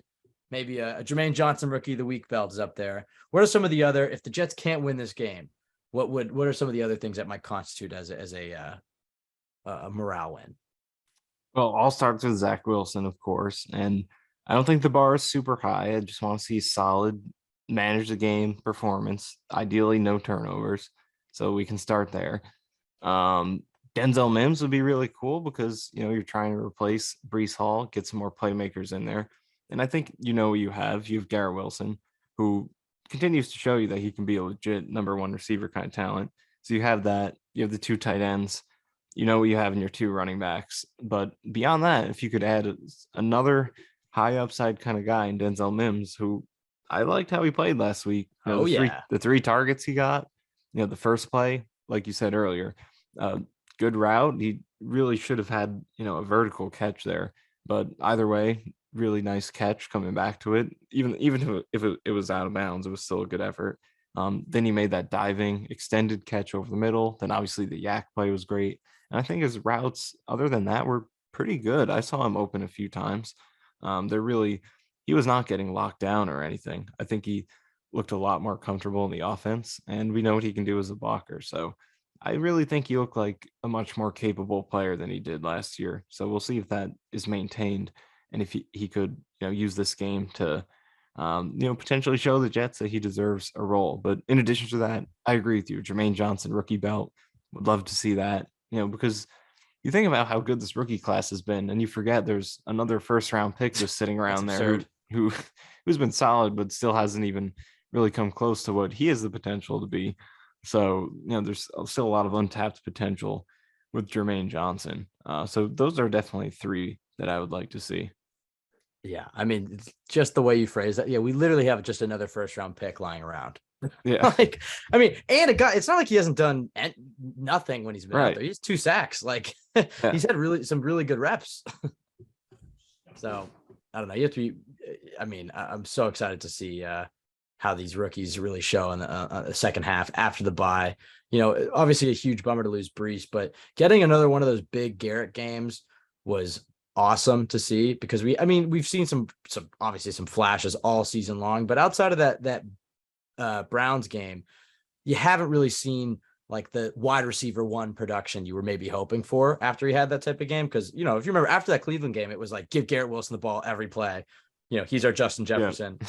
And it's like, you could still see him getting open on film. And then he had a few weeks where, he got locked up by Jerry Alexander in Green Bay, and didn't seem like him and Zach had the best chemistry. But this game, he really came alive, and that was awesome to see. And he's going to need to be a guy that has to step up, if they don't have Breece Hall. What did you think about the receivers in this Pats game now that you've gone back and watched it? Obviously, guys were getting open, but specifically 3 guys we want to talk about: Elijah Moore, Denzel Mims. We talked a little bit about Garrett already, so we don't have to talk too much about him. But if you have anything else to add, but what did you think about the receivers? And I guess maybe start with the guy in Denzel Mims, who we liked the way he played Sunday. Has a role moving forward, apparently. Yeah, like I said, I think in addition to the 3 plays where he got the ball, I thought his routes were pretty good. And that's not to say he was Devontae Adams or anything, but I just think when you looked at him last year, it really seemed like he was lost at times. He had 5 penalties in very limited time. There were a lot of instances where he was just getting clamped, and it was hurting the productivity of the play because that's a read who's not open, so just buys more time for the pass rush. I didn't really see that in this game. I think he did run a lot of clear outs where it was just run a vertical route. He didn't, not a lot to it, and but even on those plays, again, a lot of times you watch him as just he's on the sideline, just run a go, not a lot of complexity. But even on those plays, he just, with his size and his speed, he gets a step. And with a guy with his frame, a quarterback can feel confident to just try that throw. He doesn't need the greatest separation for the quarterback to look at that and feel like, you know what, I'm going to try this, and maybe he'll come down with it. Like you saw on that first target where, and he, again, he didn't actually catch it, but just the fact that he showed the capability to make that kind of catch is, it gives you confidence versus, Elijah Moore, who's run the same routes this year. A guy that size needs a lot of separation for you to feel like you can try that throw, because he's not going to bail you out if you don't have a perfect throw at 5'9". But Denzel Mims, with his speed and his size and some of the things he put on tape in this game, I think Zach Wilson could look at that and be like, you know what, I'm going to feel confident sometimes if I see him one-on-one with no safety help. I'm just going to give him a ball to go down there and get. So I think that's what really stood out. And I think you pointed this out too when we were talking about it, just watching him, how much faster he looked. Yeah, I think he's in better shape too, and maybe just better headspace mentally in addition to that, but also physically. I think he just seems like he's more conditioned, and you see more of the physical traits that he was drafted for kind of being maximized. This is, hopefully this doesn't sound hyperbolic for a 2-catch game. I'm not trying to say he was a 3-catch. Right, 2 or 3? Three. Let's count the out of bounds one. Yeah, sorry, I was counting that. 3 targets. 3 targets. Yeah, I'm not trying to sound like he's amazing or anything, but he looks like a guy who can help your offense. I think that's what we're trying to say, because last year he was a liability, dropping passes, penalties, getting locked down. This game, I saw a guy who can make an impact with the skills that he has, and that's his size and his speed. It's the first time we've seen it since his rookie year. Right. Because you go back to his rookie year and we were very excited about what Denzel Mims could potentially be. And this offense wasn't necessarily a perfect fit for him. But look, with the way that Denzel Mims played last year, I don't know if any offense really would have been. And I don't know if we gave too much credence to the fact that he literally had food poisoning and lost 20 pounds, 25 pounds in May, 2-3 months before the season. Put him behind in OTAs, it put him behind in training camp. It just put him behind. And this year, he showed up in shape. And he didn't get the opportunities handed to him, but he made some plays in training camp and in preseason. And he kept his mouth shut even after requesting a trade. He didn't say anything when he's inactive the first few weeks of the season. He's been a soldier about it, and now he's gotten an opportunity. And I thought he made the most of it against the Patriots. It wasn't like the flashiest, biggest game, and obviously a lot of those yards came from that play in the fourth quarter. But yeah, I mean, I think the thing that really stood out to me was physically, he just looks a lot better. He looks a lot bigger and a lot stronger and faster. I mean, just even like the muscle definition in his arms and how fast he's able to get down the field. He's not hot dogging routes. His body language doesn't look as bad as it did last year. He looks like a different player. He looks like the type of guy that you thought you were getting when you drafted him. Last year, he didn't look like an NFL receiver. He looked like, he was tall and lanky, but he didn't play with any size. He didn't really play with much strength. Hey, who knows, maybe losing a lot of weight before the season might affect that.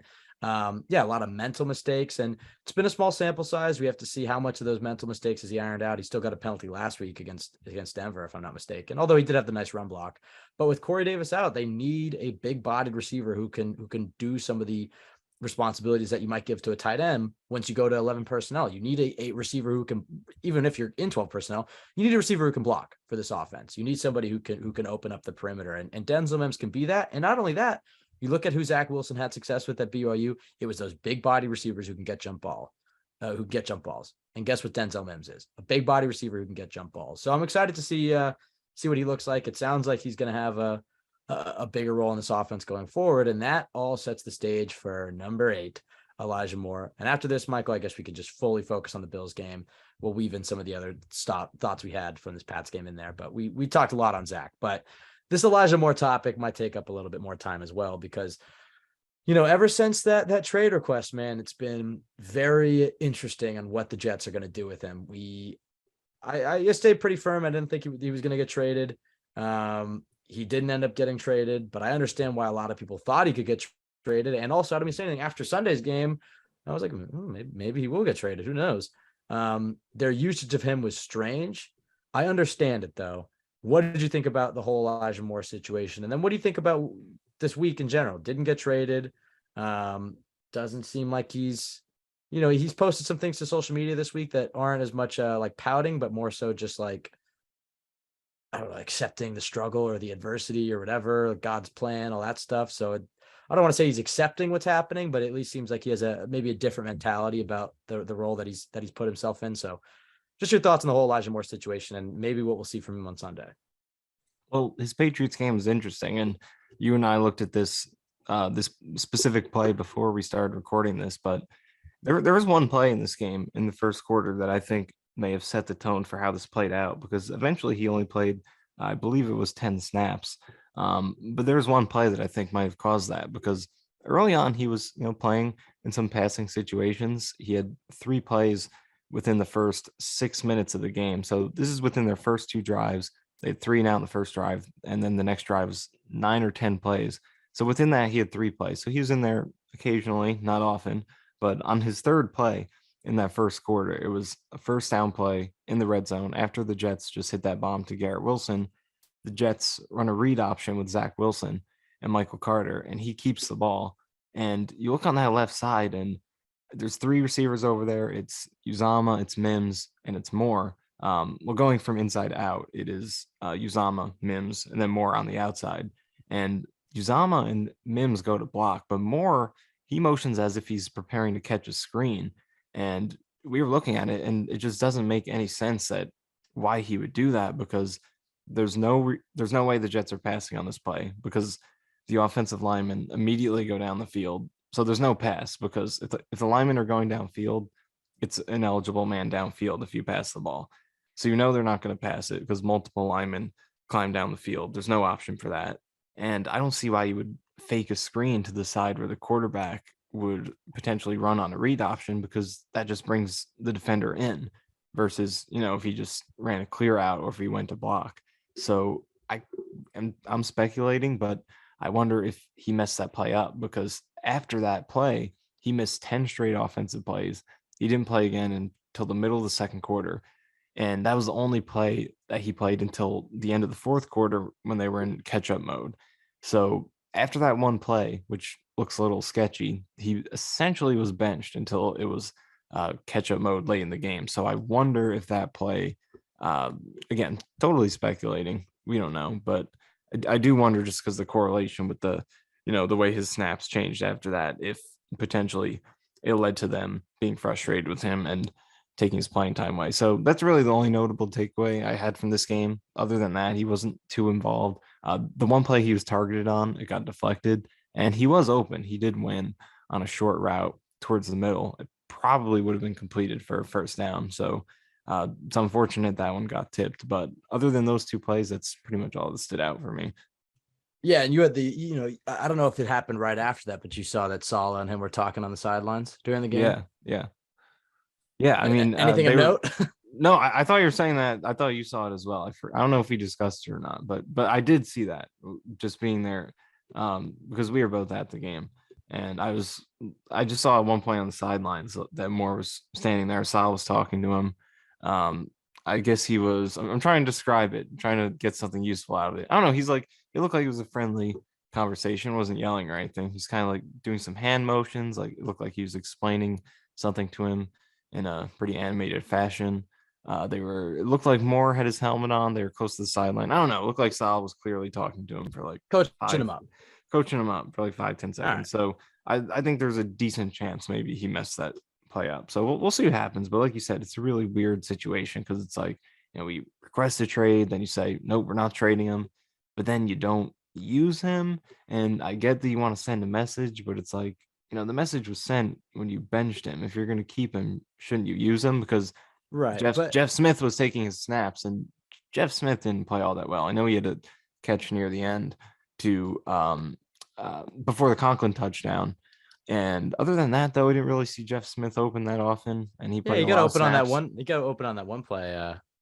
On the I think he throws it away Oh over yeah, right. actually over Elijah Moore, but he's Yeah, open on there's that that dig route he ran, but not a ton of Yeah, separation. I get what you mean. So I don't know. It's weird. I'm not necessarily advocating to play him more because I know it's he's made it awkward with what he's done. Some of the comments he's made and stuff. So I understand where they're coming from, but at the same time, it's like it's just a weird middle ground where they're at. Yeah. So what do you think is I the think best way to do I it? think they've put such an emphasis on culture that I think with this with what they've how they're using Elijah Moore right now isn't necessarily as much about punishing him as it is about him having to earn the trust of the locker room back. Because if he can put up, look, the Jets, when he requested his trade, had won 3 games in a row. He was playing as a number 1 receiver. He wasn't getting the ball, sure, but he was playing and wasn't getting the ball, but they were winning. And that's when he went not only public on Twitter to complain, but then request a trade. And when he did that, everybody, including yourself and myself and every Jets fan, was livid at him because it's like, finally, we're winning football games. But you have to think about it from the guys in the locker room, their perspective, and everything that they've been fighting for half a year at this point, for months, going back to May, to turn this team around and this culture and have it be about us and not, no iron team and all that shit. And for him to do what he did, it broke a bit of a bond, I'd imagine, in that locker room. And I think there are some guys who might understand it. I'm not saying that he doesn't have friends on the team or anything, but you saw plenty of tweets that week or that weekend where it was like, yeah, no I in team, and a lot of, I don't know, subtweets at Elijah Moore in terms of, like how the Jets see themselves winning and being brothers and playing as one and not trying to focus on the individual, but the group. And I think that the Jets understand that if they were to have traded him, they were not going to get the value that he's worth. So Joe Douglas was never going to do that. And 2, this is an extremely talented player who, if he can grow up a little bit more, and or get the ball a little bit more, you have a guy that is in a head case, hopefully. I mean, I don't think this is an Antonio Brown situation. I think this is a guy who wants the ball, and he went about it in the worst way possible. But as I said 2 weeks ago, I think there's a way back from this for Elijah Moore. And this is how the Jets are going to handle it. Is, all right, if you weren't happy when you weren't getting the ball, but you were playing, let's ratchet that up to a 10. And we're going to play you 10 snaps a game. And if you, keep your head up and you keep working, or I guess, keep your nose down and you keep working, and you don't make this all about you, the trade deadline is passed and you put the team's best interests, at the top of the agenda, and you keep doing that week in and week out, he'll earn the trust of his teammates back.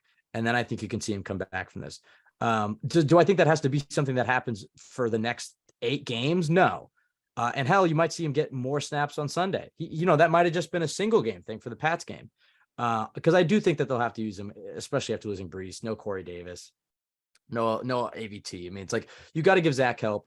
Elijah's definitely a good receiver. I think he plays a little bit more than New England, but I understand the strategy. I understand, looking at a guy like Denzel Mims, who, had a really tough situation last year, getting sick and being buried, and, new regime, and just kind of drawing all the negative attention, not getting any reps, being inactive on game days, requesting a trade, not getting it handed to him, balling out in the preseason game, being inactive in his 3rd season again.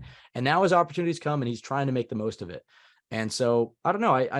I understand culturally what the Jets are trying to do with Elijah Moore, because if he comes through this, they'll be better for it than if they just, tried to move on immediately and just give him the ball. Like, that's kind of how I was thinking they were going to handle it, which was just, all right, you got an angry Elijah Moore with something to prove, give him the ball and see what he can do. But I think the Jets are kind of split in the middle ground between how you and I kind of saw this whole situation, which was, they love Elijah Moore. They know how talented he is, so they're not going to trade him, but they also understand culturally you can't have a guy pull that. and get away with it. So I think they're mending the relationship between the guys. So I think you'll see more of him on Sunday, but you might not see a full-time receiver number one, Elijah Moore, until after the bye, is how I feel about it. Let's talk about this Bills game. The one thing that stands out about the Bills outside of their utter dominance, they lost to the Dolphins, and you could argue that, hey, they didn't have either of their safeties. Well, guess what? They won't have either of their safeties in this game. The Bills are certainly a tough test for this Jets team, but I think there are some matchups that you can look at and say, well, hold on a second. I don't think this has to be a blowout. I don't think that this necessarily has to be a loss for the Jets. Spoiler alert, neither Michael and I are going to predict a win in this one, but I'll go out and say that I don't think this is going to be a blowout loss for the Jets. I think they can keep this, within 10 points. And I think they can keep it within a possession for most of this game. And, maybe they end up losing. We'll get to the score predictions at the end of the pod, but I think this is a game that they can definitely keep close. And, there is a chance, there is a part of me that could see the Jets coming out after last week and how frustrating that was, but frustrating in the sense of it was frustrating because they were so close. And the defense was playing lights out. They came to play. You have to remember the last time the Jets played the Pats, they lost 54-13. And while this is a very different team, there are plenty of guys in this defense that were on that defense too, and on that team, including the coaching staff. And for them to come out and play like that, and like you said, guys were getting open, and the Jets offense was looking good in the first half, and then to have it fall apart, it wasn't the same old Jets blowout loss to the Patriots, but it was just the same old, you're so close, yet you're so far. And so entering this Bills game, this is a huge opportunity. And I think this defense is playing lights out, that they're sneaky. I mean, I don't even want to call them sneaky. They're the fifth best team in the AFC right now. They're a tough matchup for Buffalo. And in terms of how tough can you be against a team that has the best defense and arguably the best quarterback in football, but this is not a gimme game for the Bills. So with that said, Michael, I guess we'll start with the Jets offense versus the Bills defense. I mean, you could take this however you want, but how do the Jets keep this game close offensively? Because that's really what it's going to come down to. Can this Jets offense move the ball against this elite Bills defense? I think it all starts with the safety position, like you mentioned earlier, because that's been a huge beacon of consistency for the Bills over the past 5 years. Is Jordan Poyer and Micah Hyde, the best safety duo in the league over the half decade since they joined together. Micah Hyde's been out for most of the season. He had a season-ending injury in week 2, and Jordan Poyer missed a couple of games too.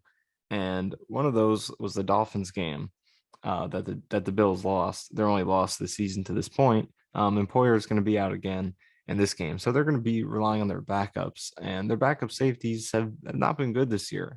Damar Hamlin and Jaquan Johnson, a couple of former 6th-round picks for the Bills. Combined this year, they've given up a perfect 158.3 passer rating, 11 catches, 12 targets, 161 yards, 2 touchdowns, and no interceptions. And a lot of that was in that Dolphins game. That was a big part of why Miami won that game, is they were able to get some passing success on those two guys. When they targeted one of those two safeties, Miami went 5 of 5 for 92 and a touchdown. So I think that's going to be the basis. And the Bills it's going to be interesting to see how the Bills defense plays in this one, because they are a heavy 2 high safety team, a lot of cover 2, a lot of quarters, heavy zone coverage team, which is very different from how teams have been playing Zach Wilson. We mentioned it on our podcast last week, previewing the Patriots.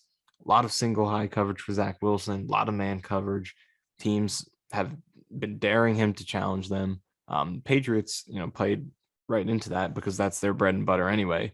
But it's not the Bills' bread and butter. So this could be the first time this year that Zach Wilson sees something different than what he's typically been seeing the first few weeks in terms of the style of the defense he's playing. So it's going to give him an opportunity to maybe take what the defense gives him a little bit more, play softer, just take some passes over the middle and things like that. But at the same time, you want to challenge these safeties. So if you can get a matchup you like on a vertical route down the field, got to take that matchup and give these guys a chance to make plays, whether it's Garrett Wilson, whether it's Denzel Mims, heck, even Jeff Smith. He's got some speed to him. You got to challenge these two safeties. So I'd like to see LaFleur find ways to put those guys in conflict, and I would like to see Zach Wilson look for those matchups and get after these guys, because Bills do not have many holes defensively, but with two of their cornerstones out, this is the hole you want to go after. Yeah, the thing that stands out to me about the Bills, and I went back and rewatched their game against the Packers because I feel like watching their defense versus the Packers offense is a pretty good idea of what this Jets game could look like given the LaFleur connection. And the Packers were able to run the ball. Packers had a lot of success running the ball against this Bills defense. And that's not to say that was necessarily a close game. I mean, I think it was only a 10-point loss in the end of it, but the Packers had success running the rock. And I think the Jets are going to look at how they were winning games, how they lost Sunday, what the Bills struggle with. And I think they're going to come out with the run heavy approach.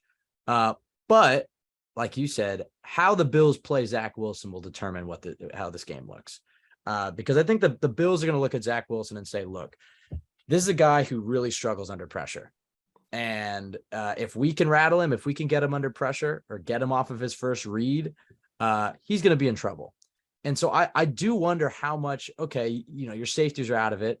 How much do they try to just load the box and trust their corners and try to play the run and get after Zach Wilson, take away a lot of the quick stuff underneath, force him to go downfield on those one-on-one matchups for, targeting his receivers, which, by the way, looking at these, assuming White doesn't play for the Bills, looking at these Jets receivers versus these Bills corners, with no Poyer, with no Hyde, with no Tre'Davious White, it wouldn't surprise.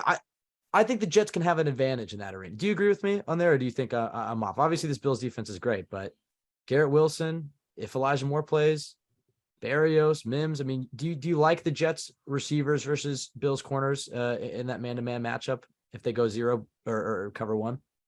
I think that potentially could be a matchup because the Bills overall their pass defense has been really good, but corners there are some question marks there. I mean, Teron Johnson, who plays in the slot for them, he's given up some numbers this year, 99 pass rating, couple touchdowns.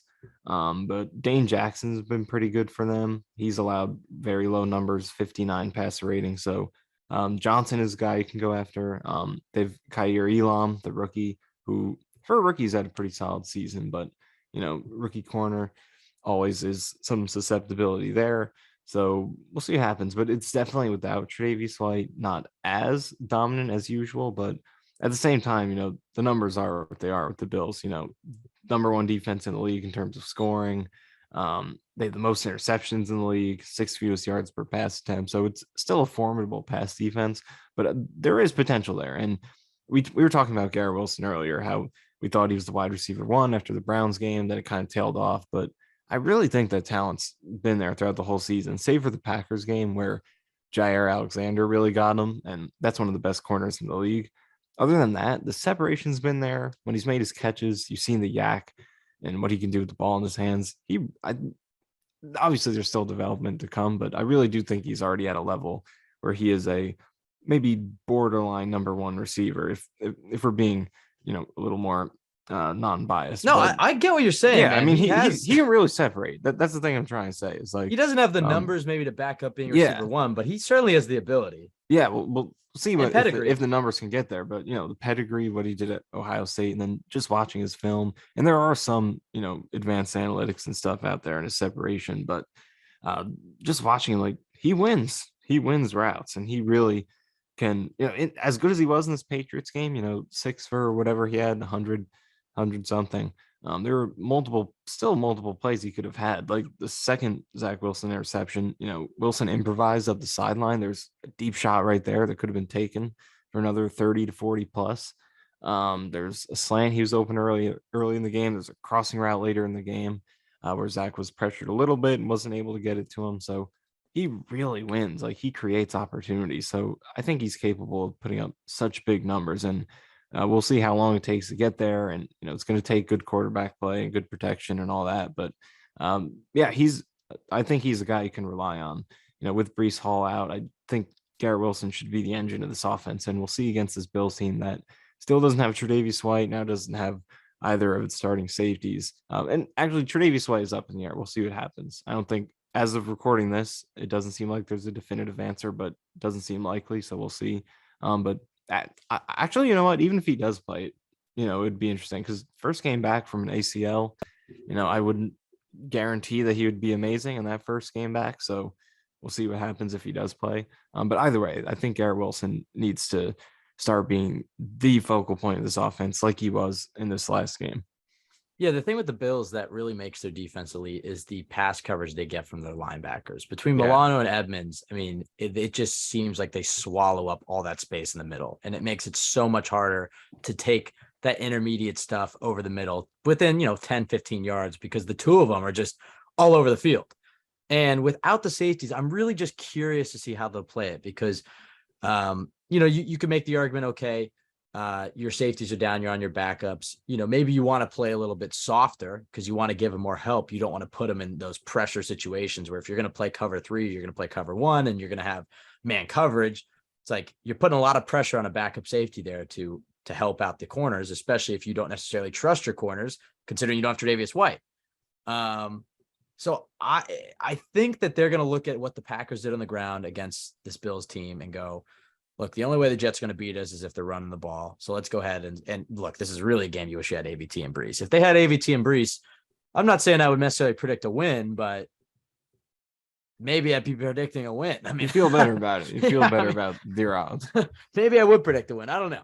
But this Jets team still can run the ball. We didn't see it as much against the Patriots, but I still felt like they were doing a good job of setting themselves up in manageable distances. They got away from the run a little bit. And if this game gets away from them, we'll talk about the other side of the football in a minute. But if this game gets away from the Jets, they're going to probably get away from the run. But I think at the start of the game, what the Bills are going to do is they're going to try to take away the run, and they're going to load the box, and they're going to blitz Zach Wilson. They're going to have a lot of delayed blitzes or decoy blitzes and just, things to confuse him, to make him bail out of that pocket. And then they'll just try to close in on him or bait him into a mistake. And I think they are going to just try to trust their corners and really just try to take away the quick game. What's the best way that they could play Zach in terms of from Zach's perspective, and the worst way based off what you've seen from Zach? I mean, what does he do? What coverages does he thrive against, and which ones does he struggle against? Well, it's interesting because in this Patriots game, and this kind of fits in with, one of the main narratives of the game, in that, there were a lot of great plays in there, but also a lot of mistakes. A lot of those good throws he made were against that Patriots cover 3, those, seam shots that kind of expose some of the holes in there, out of the slot with the tight ends. So against that kind of coverage, he did start to find some of those holes, but Bills, play a little bit differently, more of a, too high team. So like you said, it'll be interesting to see what the Bills do because they're not a heavy blitz team. They've actually blitzed the least of any team in the league, only 15% of plays this year. But at the same time, it's like, you've seen what's worked against Zach Wilson the past few weeks. Do you want to lean into that? Or are you just going to play soft and, maybe give him a better opportunity to get some momentum going, complete some passes? And that's not to say the Bills, soft mentality doesn't work, because the results are what they are. It's just different than what has proven to work against Zach Wilson over the past few games. So we'll see what the Bills do. But I think from his perspective, maybe it would be good to get some, more pressure coming at him, just because he's seen so many reps of it over the past few weeks.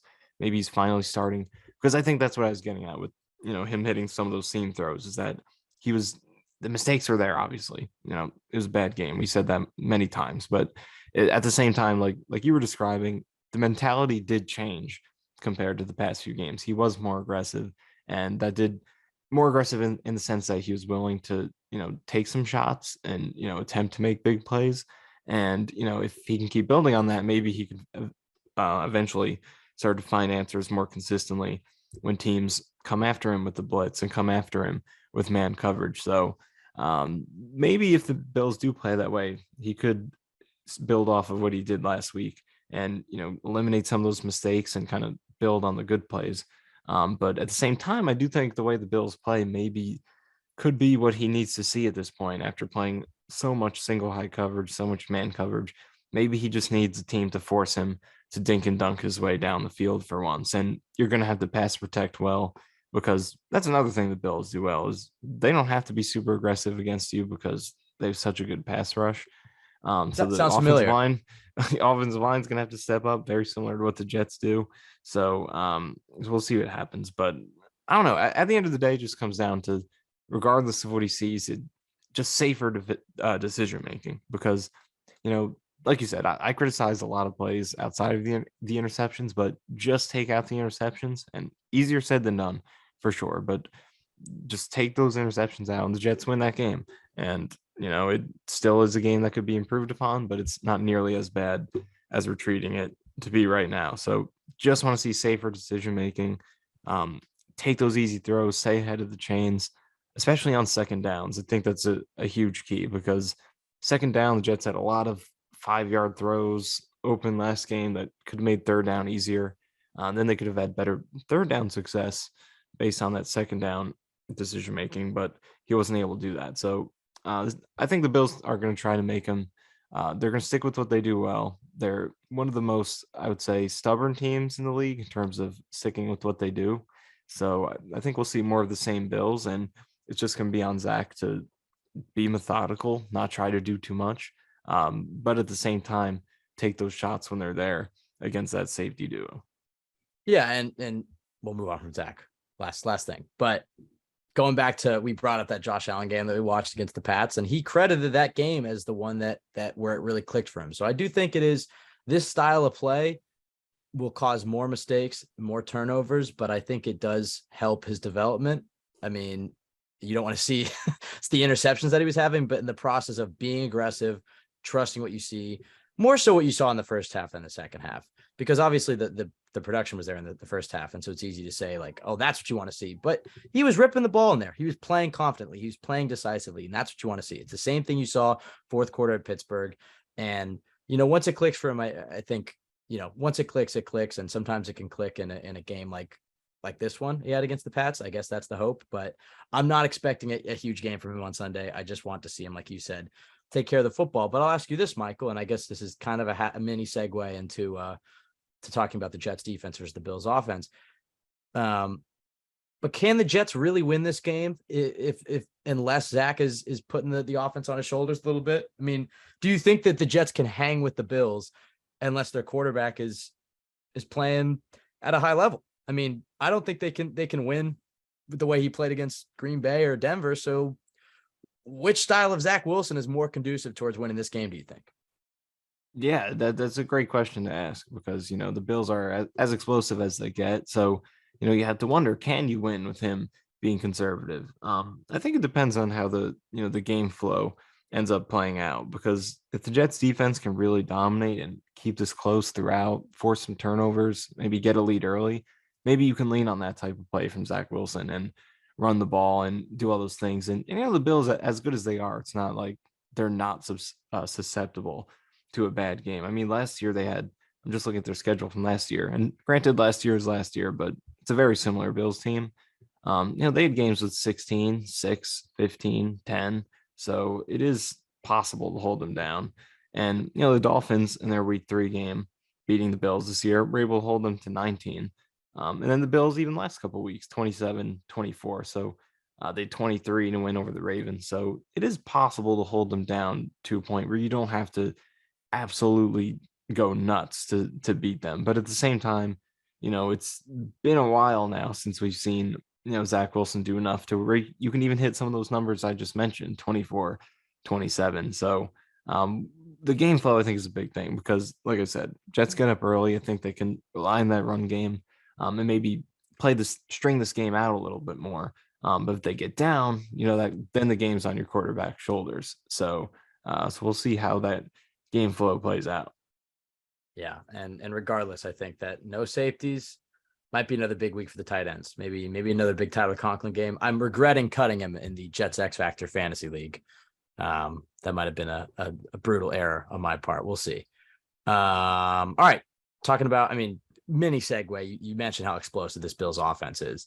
The way the Jets defense has been playing, though, it certainly sets up one of the best offenses in the NFL versus one of the best defenses in the NFL. And anytime you have that matchup, it's always fun to watch. And you're just hoping to see the Jets defense keep up the level of play that they've had against this type of offense. So let's just start here. How do you think the Jets play Josh Allen in this game? We talked about it a little bit with Jermaine Johnson and JFM on the edge, but how do you slow this guy down?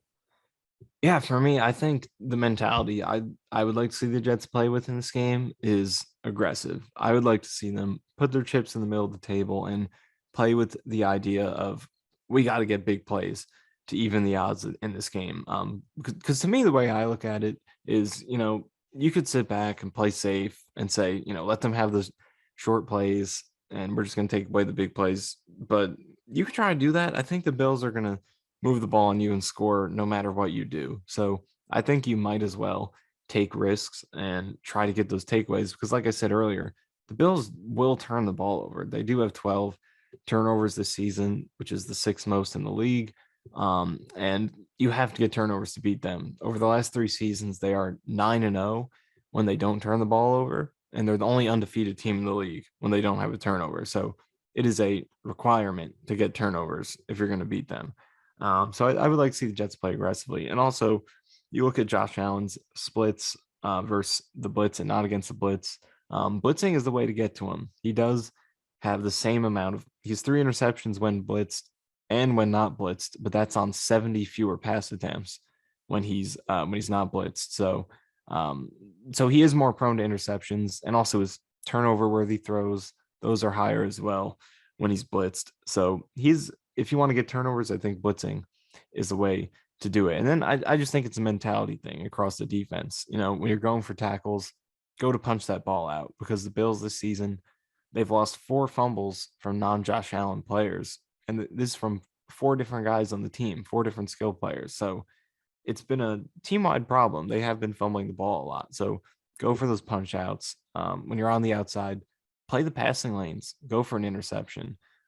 Because to me, I think that's the mentality I want to see, both from play calling. I think blitzing is the way to go against Allen. He's more turnover prone against it. His yards per attempt is also about 3 yards lower against the blitz versus when he's not blitzed. So both coaching, I would like to see them aggressive in terms of the blitzes, and then just the team across the board take some risks to try to get those turnovers. Yes, they're gonna get you a couple times if you play that way, but I think it's worth it to try and get those 2 or 3 big plays that can really change the game and put your offense in favorable positions against a really good defense. And that's how Miami won in the week 3 win.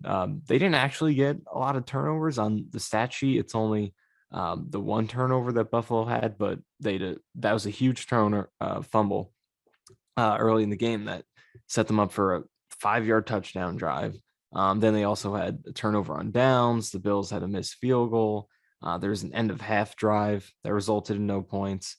So they got the big plays. That's what you need to pull off upsets against teams like this. Because down to down over the course of the game, they're probably going to outplay you when when the talent gap is that big.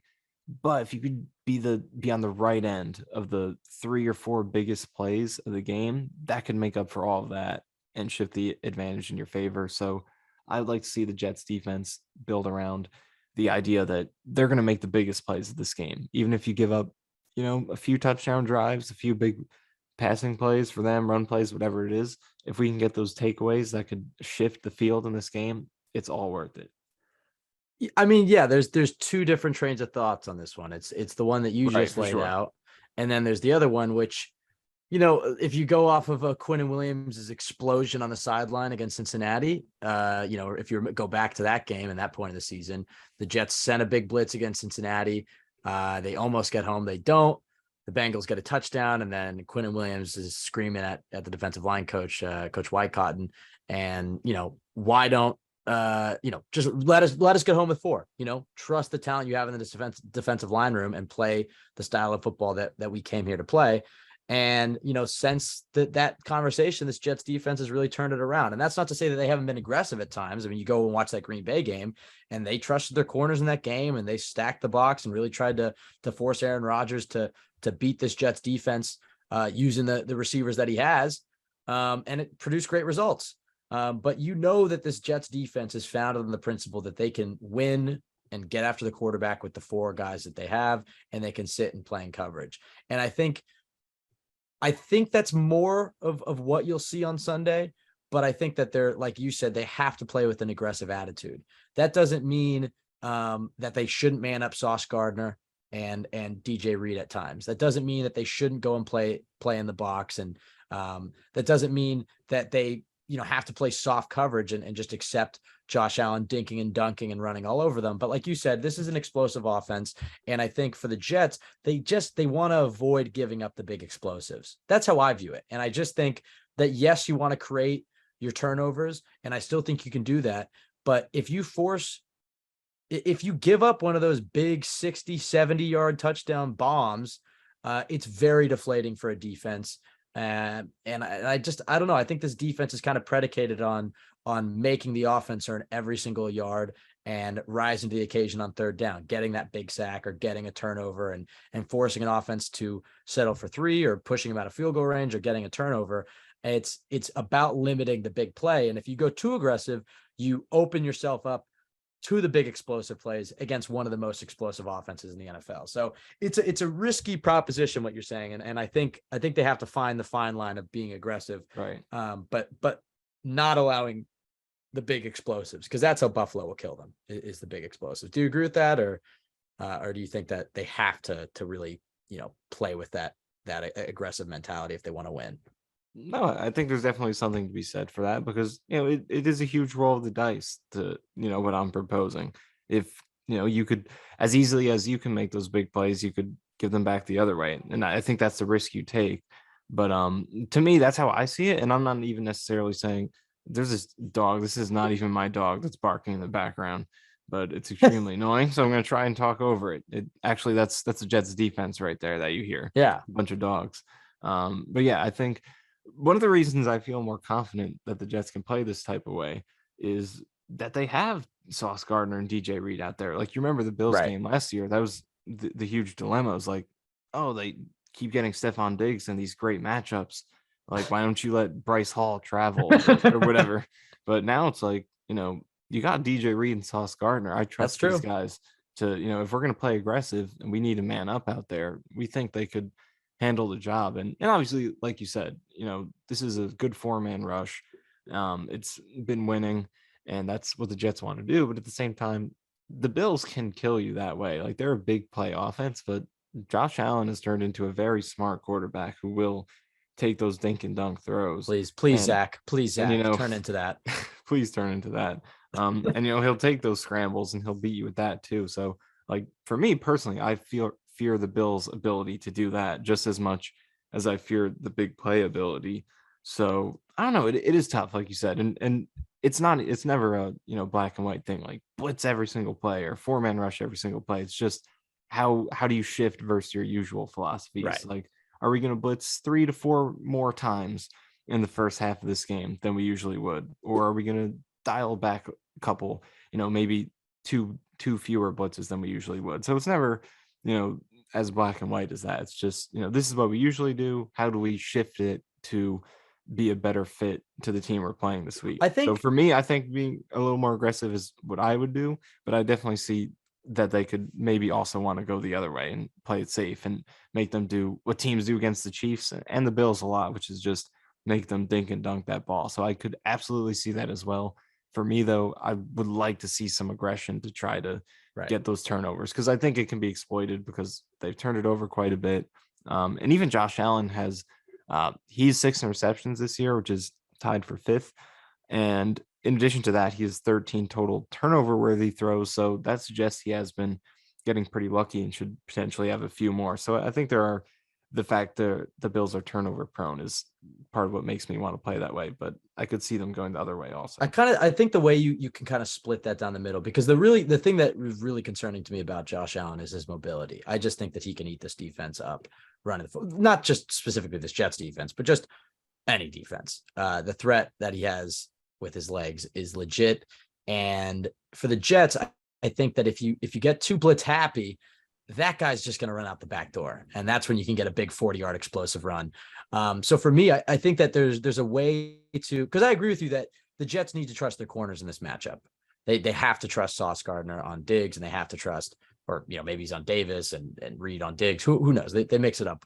But Sauce on the left, Reed on the right. I agree that they have to trust their corners. But I think that they could bring a guy like Jordan Whitehead into the box, which means they're playing more aggressive. They're playing more downhill. They're playing to stop the run, but they can have Jordan Whitehead be QB spy on Josh Allen. You can have a designated spy on Josh Allen for every play, and you can bring guys into the box, but you can still only rush 4 and just have a lot of guys playing that intermediate and that short range, trying to take away some of the quick plays that Josh Allen has become accustomed to, or some of the open holes that he's had to run to, and just hope, okay, let's hope our 4-man rush can win. Let's hope our linebackers and safeties can hold the intermediate part of the field if we flood all of them in there. And then you're going to have to trust your corners deep. And that could, like you said, it could leave you susceptible to some of the big plays. But like you said, you have Sauce Gardner, you have DJ Reed. If you want to win this game, you can trust them.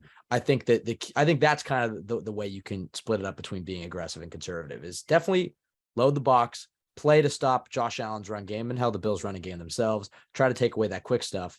And then you're going to have to trust your corners deep. And it's a risky strategy, but I think they're better off doing something like that than really trying to send those blitzes consistently after Allen, because he's going to run all over them if they do that.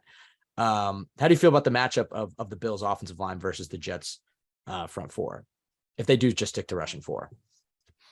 Yeah, this Bills offensive line always stands out for me when I watch them, because, as mobile as Allen is, really one of the most impressive things when I watch Allen is he's more than willing to just stand perfectly stationary in that pocket when he has the opportunity to do so. And the Bills offensive line does give him a lot of chances to do that. So I like that offensive line. They usually impress me when I watch them. So a good challenge here for this Jets defensive line, because they faced some pretty solid offensive lines recently. And granted, the Patriots had the David Andrews injury. But last 3 teams, I think they played above average offensive lines, and they're up to the task in those games. So let's see if they can keep it going. But looking across the board, I mean, still have Mitch Morse at that center position. He's been there. I remember comparing him against Spencer Long, I think it was, like kind of weighing those two guys, like who got the better center. I think we know the answer to that. Clearly, it was Spencer Long. But was that the Spencer Long year, or was that the McGovern year? I know Mitch Morse was in that Bills game, the season opener game. Oh, you're right. Yeah, you're right. So I'm pretty sure, it was those two guys. God, he was on the Chiefs. kind of missing that one, I guess. But yeah. So still got Mitch Morse at center. He always stands out in pass pro. Roger Saffold, longtime Titans guard at left guard. They still have Deion Dawkins at left tackle, who's top notch left tackle. Maybe that right side is where the Jets can do a little more damage. Ryan Bates at right guard, Spencer Brown at right tackle. I think that might be Jermaine Johnson, rookie of the week. Yeah, Jermaine Johnson at left tackle over there, or at left end, going up against the right tackle. And then Sheldon Rankins, left defensive tackle over there. So we'll see what happens. But I like this. This is going to be a good matchup. And we say it all the time, how this defensive line is one of the biggest keys to the game. Can you get pressure or can you not? But one of the things with this defense, a trend that we're kind of starting to see now, is that the coverage can kind of help out the defensive line. It's not as reliant on the defensive line, because the coverage is good enough to where it's giving the defensive line that extra split second to get home, even if they're not absolutely dominant with their wins. Because in previous years, when the Jets coverage was not good, it feels like there was more pressure on the defensive line, because if they weren't like completely dominant with their wins, there wasn't going to be enough time for them to get there, the pass to be completed. Then you blame them, even though, I mean, obviously the coverage would be blamed, but they would get attention, negative attention, even though they're just not getting a lot of time because of, the back end. But now you have Sauce Gardner and DJ Reed, and just not just them two, but the communication in the back end has been great. It gives this pass rush a little bit more time to do its thing. So I think it helps them, especially against good offensive lines, like I think this Bills offensive line is. And then obviously when you're playing Josh Allen, discipline is a big part of it too. So you always want to, at the same time you're creating that pressure and that impact, you want to do it, and as without sacrificing the pressure and trying to win as much as you can. You want to keep that discipline and make sure you could prevent him from making those big plays outside the pocket. All right, let's do some key matchups here.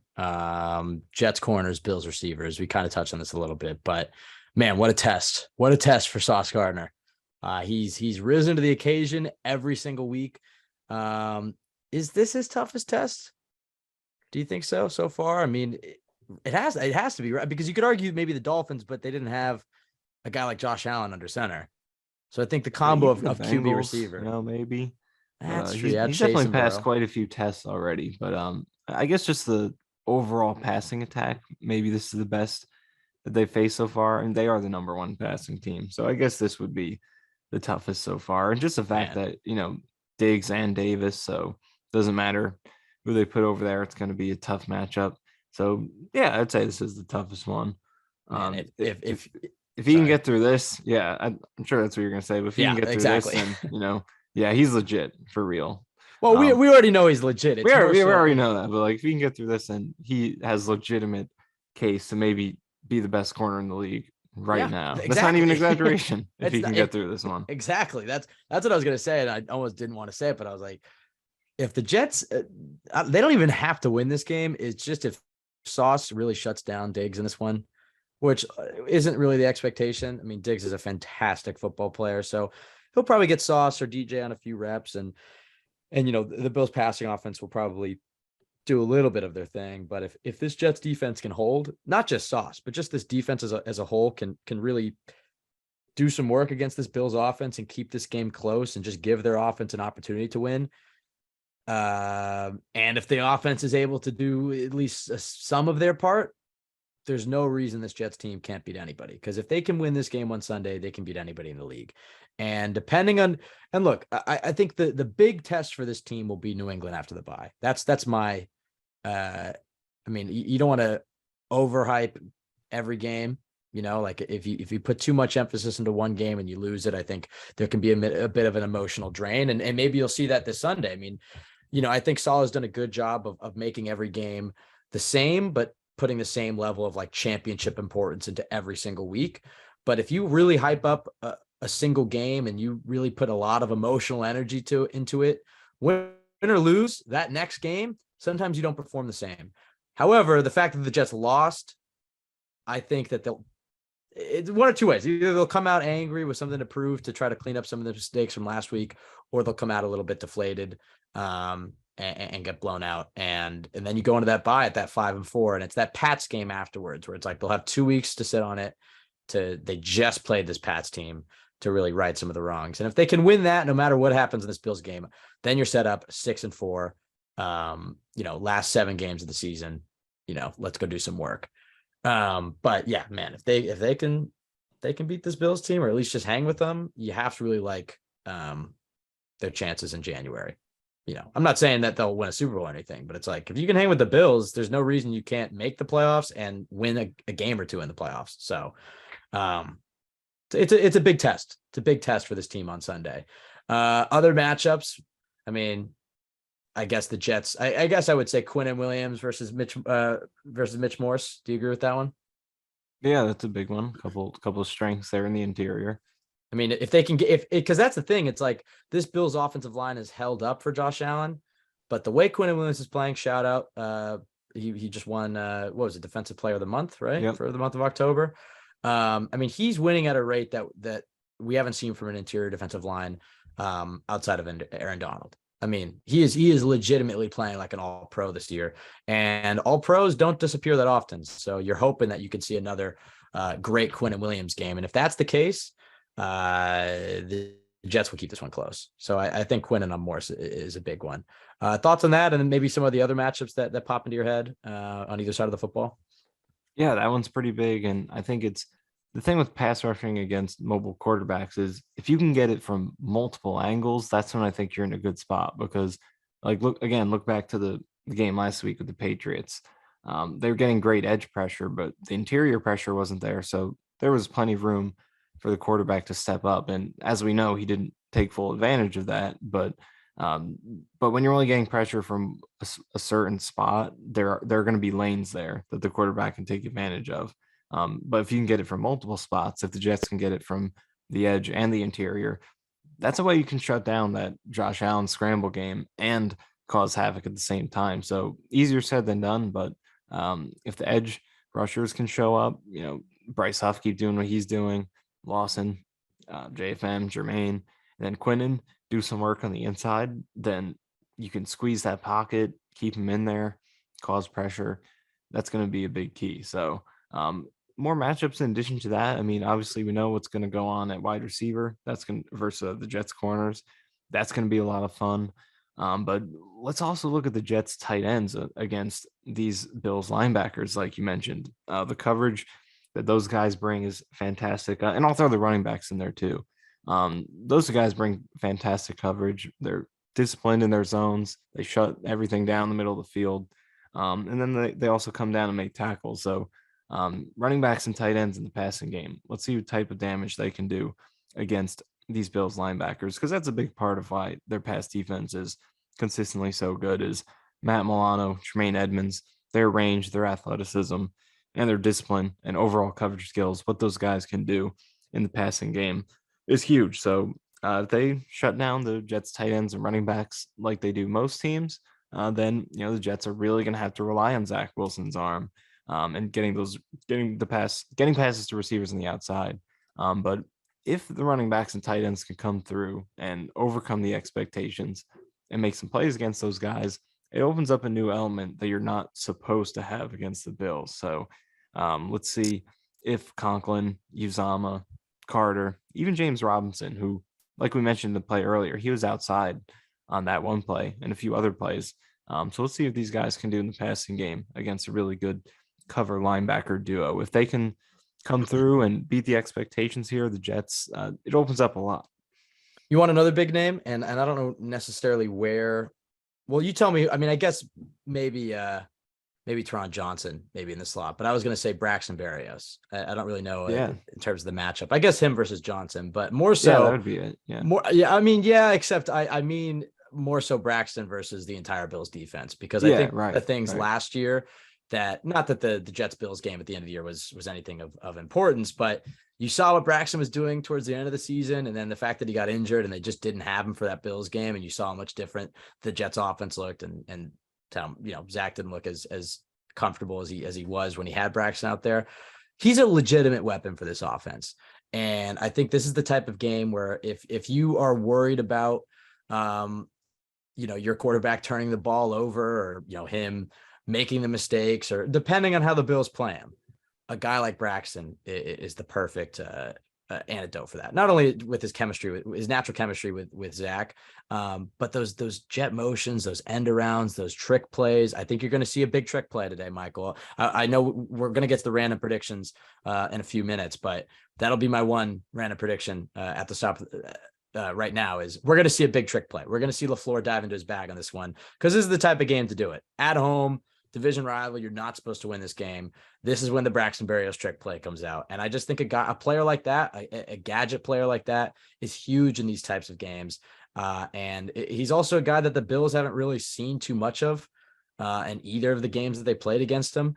So I just feel like, those jet motions will get the Bills linebackers, off their marks and maybe open some holes up in the run game. It might help Zach open up some space in the passing game if they're playing a lot of zone, or if they're playing a lot of man. But I think Berrios could be in store for a big one if this Jets offense is cooking. What do you think about that? Oh yeah, I think that's whenever you're a big underdog, I think that's kind of a thing that teams tend to do, is to dig into the playbook a little bit deeper, try to gain advantages in unexpected ways, because whenever you're overmatched, I think you don't want to go punch for punch for them, or punch for punch with them. You want to try to find unique ways to gain advantages, just like I talked about earlier with the turnovers and the big plays. So I think some of those Berrios trick plays could really help level the playing field a little bit. So we'll see what happens. And I didn't even mention it, but backup safeties. Just saying. So if you want to get those trick plays going, get them flowing in one direction, pitch it back and line up a deep bomb, they got backup safeties out there who maybe aren't as polished. Maybe there's a miscommunication, a coverage bust, who knows? But I think this is the type of game where you might see the Jets go not only to one trick play, but you might see a few, similar to the Bengals game last year. Everybody walking into that stadium thought they were going to watch the Jets get blown out by the Bengals, and the Jets, went into their bag in that game and had a number of trick plays and created a number of explosives and put up 31 points. So I think Barrios could be in store for a big one. All right, last matchup, and again, like Barrios, I don't really have a specific player. I guess the Jets linebackers versus Josh Allen, and what I mean by that is not only containing Josh Allen scrambling, but I think their pass coverage is going to have to be very good in this one. They're going to have to take away the middle of the field. They're going to have to take away the quick game, and I think last week, there was some blame to go around, but the Pats kept winning on third down, and a lot of it was like crossing routes over the middle. And just waiting for them to get behind the linebackers and exploit the Jets' zone coverage tendencies. And I think you're going to see the Bills do that a little bit too. If that 4-man rush isn't getting home and you got a lot of linebackers out there playing coverage, they're going to try those crossing routes and beat you over the middle. So I don't know if that's Isaiah McKenzie. I don't know if they're drawing things up to Dawson Knox. But the strength of this Jets defense is the corners. And if the Bills aren't getting their big explosive plays that they're used to with Davis and Diggs down the field, look for them to target the linebackers over the middle. All right, Michael. I don't know if I heard a yawn or if that was a dog barking, but I think we're getting towards the end of this podcast. Can I be completely honest? It was a yawn. Oh, God. Oh, Jesus Christ. Oh my God. All right. Well, I'm nice enough. I mute myself when I want to yawn during this. This is a very long podcast, I have to say. I don't know exactly how long, but just to give some we're at we're 4 hours and 41 minutes into the Zoom call. Because I think we spent like 2 hours just a typical watching, call, just a typical Friday afternoon with a ton of stuff going on. Hey, we're putting in the work. Hey, I think we got out of Can't question a lot that. out of it. It's like when a team loses a game and then the social media account puts up a graphic and they're like, fought hard with the losing score. That's us. We're fighting hard. How did that relate?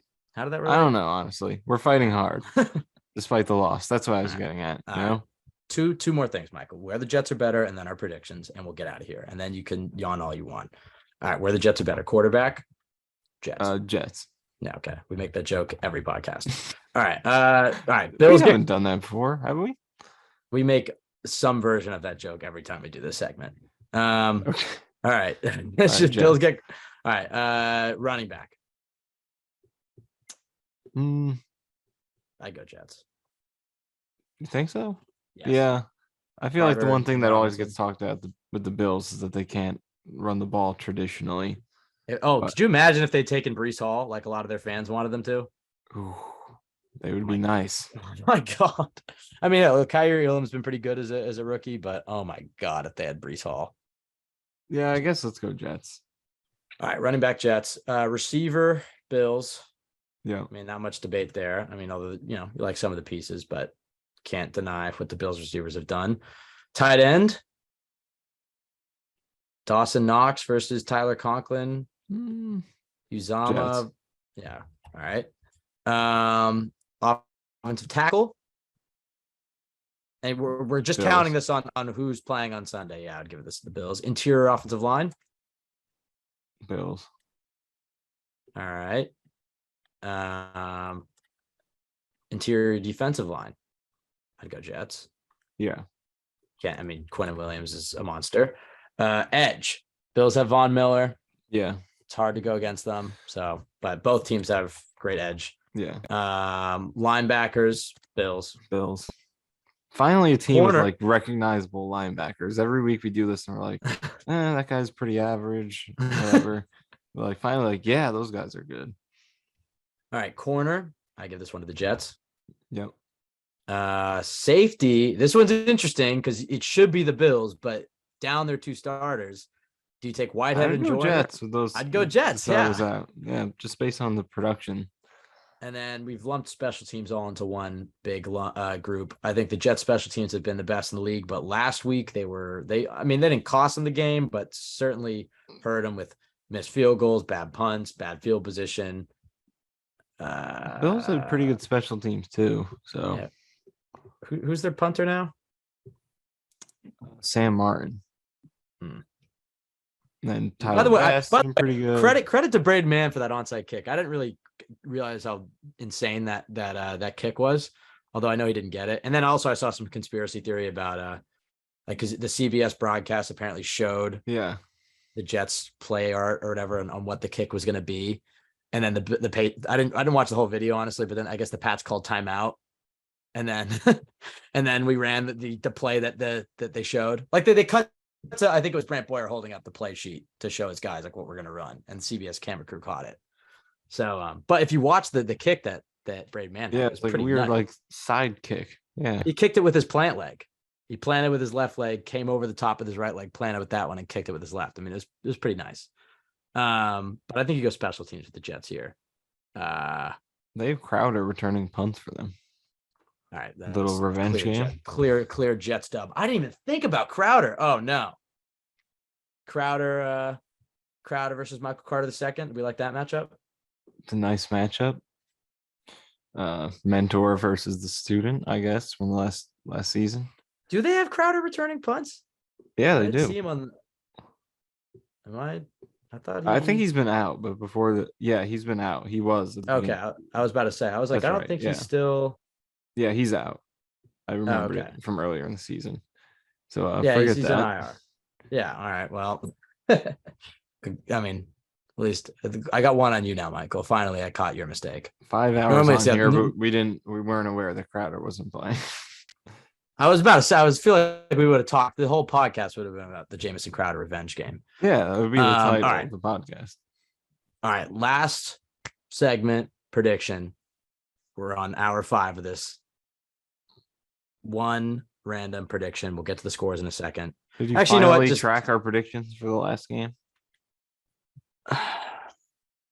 I remember you. No, I don't. Do you go in and delete these? I swear I wrote it down last week. I don't go in here and delete it.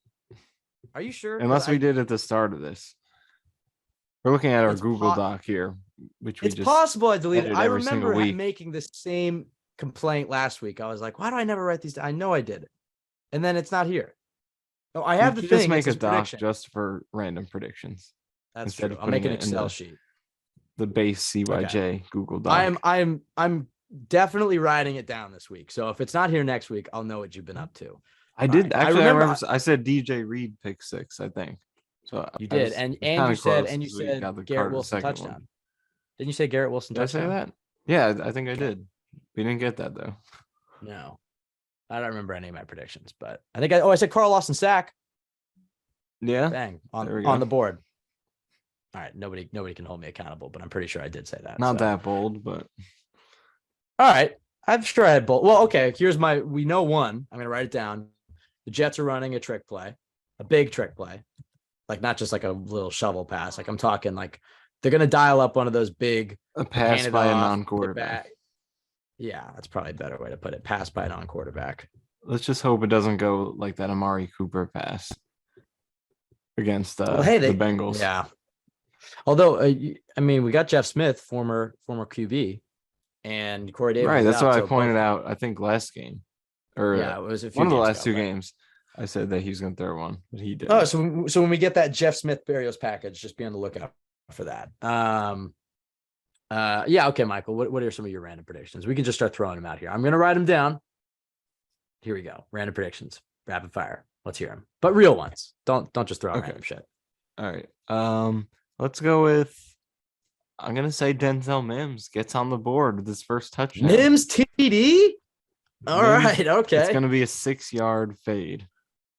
They finally throw the fade route to Mims. Oh, that'd be sick. That'd be all right. So Mims nice. TD. Oh, wait, that's. Remember he made his debut against the Bills in the all greens in that 2020 game. Wow, that super memorable game. Super memorable. Like, did you see that block he had in that Pirine touchdown? I remember. Didn't Darnold have a point in that game where he had hit like 10 passes in a row? That I don't remember. Or something. Or maybe it was 7 in a row. I remember he had a point where he had started really well. I just remember that being the big game where we're like, wow, this rookie class is great. Jets have a bright future. Just because Mims blocked for Pirine on a touchdown once. Wow. That was a great season. Dark times. That might have been the best season. Gotham Green times. I think that we're still in the Gotham Green times. That may have been the tank for Trevor. Not really, considering the jersey choices. That's true. I guess I saw that in the beginning of the season, and I sent it to you. It was like from the guy at UniWatch who was like, the Jets are going to wear green at home. Or the Jets aren't going to wear green this year at home, and his prophecy is turning out to become true. I don't know if they planned to wear white on black this much. Maybe they were just going to go white on white, but it seems like they're going to go white on black again at home. I like that. They're changing up the look. There's a new era of Jets football. Although I will say I love the all blacks with the black helmet. I think they're going to wear it 2 more times this year. But I will say if they do beat the Bills wearing the white on black, I don't know if they can wear another uni combo the rest of the year. They may have to just wear white on black all year. Yeah. All right. So your predictions: Mim TD, pass by non QB is mine. We have any other ones we want to throw out there? I want to think of some real ones. I'm going to go with Quan Alexander, fumble forced, recovered by Jordan Whitehead. What a random prediction. All right. There you I'll go. write it down. Quan Alexander, forced fumble. This is why I don't always write it down, is because it's like recovered by what did you say? Whitehead. Okay. All right, I'll give one more and then we'll be done. And then we'll give the scores and we're out of here. All right, my last random prediction. I want to make this a good one. I really have to think. I have passed by non QB, already thinking trick play. I mean, there's a part of me that wants to give Sauce an interception, but I don't know if this isn't the game. Well, you know what? Sauce interception. You want to know why? Is because I think this is the game where, this is the game. The Bills are going to try the Jets deep. They're going to try their big explosive plays deep down the field. And I just think Sauce has gotten closer and closer to taking one of those away. And I think this is the game that you might see it. It may end up looking like a punt. It may be one of those just deep bombs where he catches it and he's already in the end zone or whatever, or he's down at the, as soon as he catches it. But I think he gets one of those deep ball interceptions. That's what I'm calling. Sauce interception. Anything else, Michael? We also have the score, I guess. Can give you your official prediction for the game now. How do you see this one playing out? And if you want to pepper in any more random predictions, be my guess. I'm going to go with 20-10 Bills. Low scoring game. Yeah. 20-10 Bills. I think that the Jets keep this close for most of it. And then in the fourth quarter, the Bills open it up a little bit, but not like crazily. Yeah, that's kind of what I see. I think it'll be a 1-score game at halftime. Even you'll get through the third quarter, but then they'll pull away at the end. Yeah, like 28-17, maybe. I don't know if I see the Jets putting up 17 on this offense. Maybe 28-13 Bills. Does that make sense? Yeah. Well, what would be the let's say if it's 10-14 at half, that makes sense, right? 10-14 at half, the Jets get a field goal, Bills get 2 second half touchdowns. That makes sense. All right. There's our official predictions. I think now I stopped keeping track of our record predictions, but up until predicting the Patriots win and them losing, I think the only game that I had gotten wrong was the Bengals game. So what are we, 6? That means I'm 6-2. I'm predicting them. So hopefully I fall to 6-3 after this week. Because there'd be nothing sweeter than a Jets dub. Put a percentage on it. Percent chance Jets win this game. Because when you look at the matchups, it's not inconceivable. It really isn't. This is one of the toughest teams the Bills have faced all year, regardless of quarterback. When you just look at their defense and their strengths. With AVT and Brees, this would have been, you could make an even stronger case for that outside of the Chiefs, this may have been the toughest matchup for them. But regardless, this is a Dolphins level matchup for them. A game the Bills are the better team and they should win, but the Jets aren't playing a different sport out here. And, like you said, the Bills have been susceptible to it. So put a percentage on it. 20%. 20%? Yeah. You want a percentage from me? Ready? Sure. 50-50. Either the Jets win or the Jets lose. So. Wait, I don't think that's accurate. It's more like 49, and then 2% chance of tie. Okay. Either they win or they don't. That's what I meant. That's true. 50-50. All right. I guess we're out of here. Follow us at CYJ Pod on Twitter. Michael_Nania. Myself, Ben W. Blessington. JetsXFactor.com. Best place to go for Jets content. Please rate, review, subscribe on iTunes. Helps out the pod a ton. We saw we got some more this week. That was awesome. Thank you so much to everybody who and those who've reached out to our email. I mean, I never plug it, but I think it's on our Twitter somewhere. But got a few emails this week. CYJpod@gmail.com. That was awesome to read through. So thank you for all the support this season. I know we were off a day on our schedule. I went to the Rangers game on Thursday night just because I wanted to see another game where Boston fans got one over New York fans. So that was painful. But went to that, and then I got home really late, and we're like, all right, we'll just do the podcast on Friday. So apologies for a little delay in this episode coming out, but thank you to everybody who's been listening. We'll be back Sunday night, Monday morning after the game, hopefully in our Batman voices after an insane Jets win, but most likely after a loss. We'll see. Just keep it close. Come on, Jets. Just keep it close. All right, that'll do it for us. Thanks for listening. Go Jets.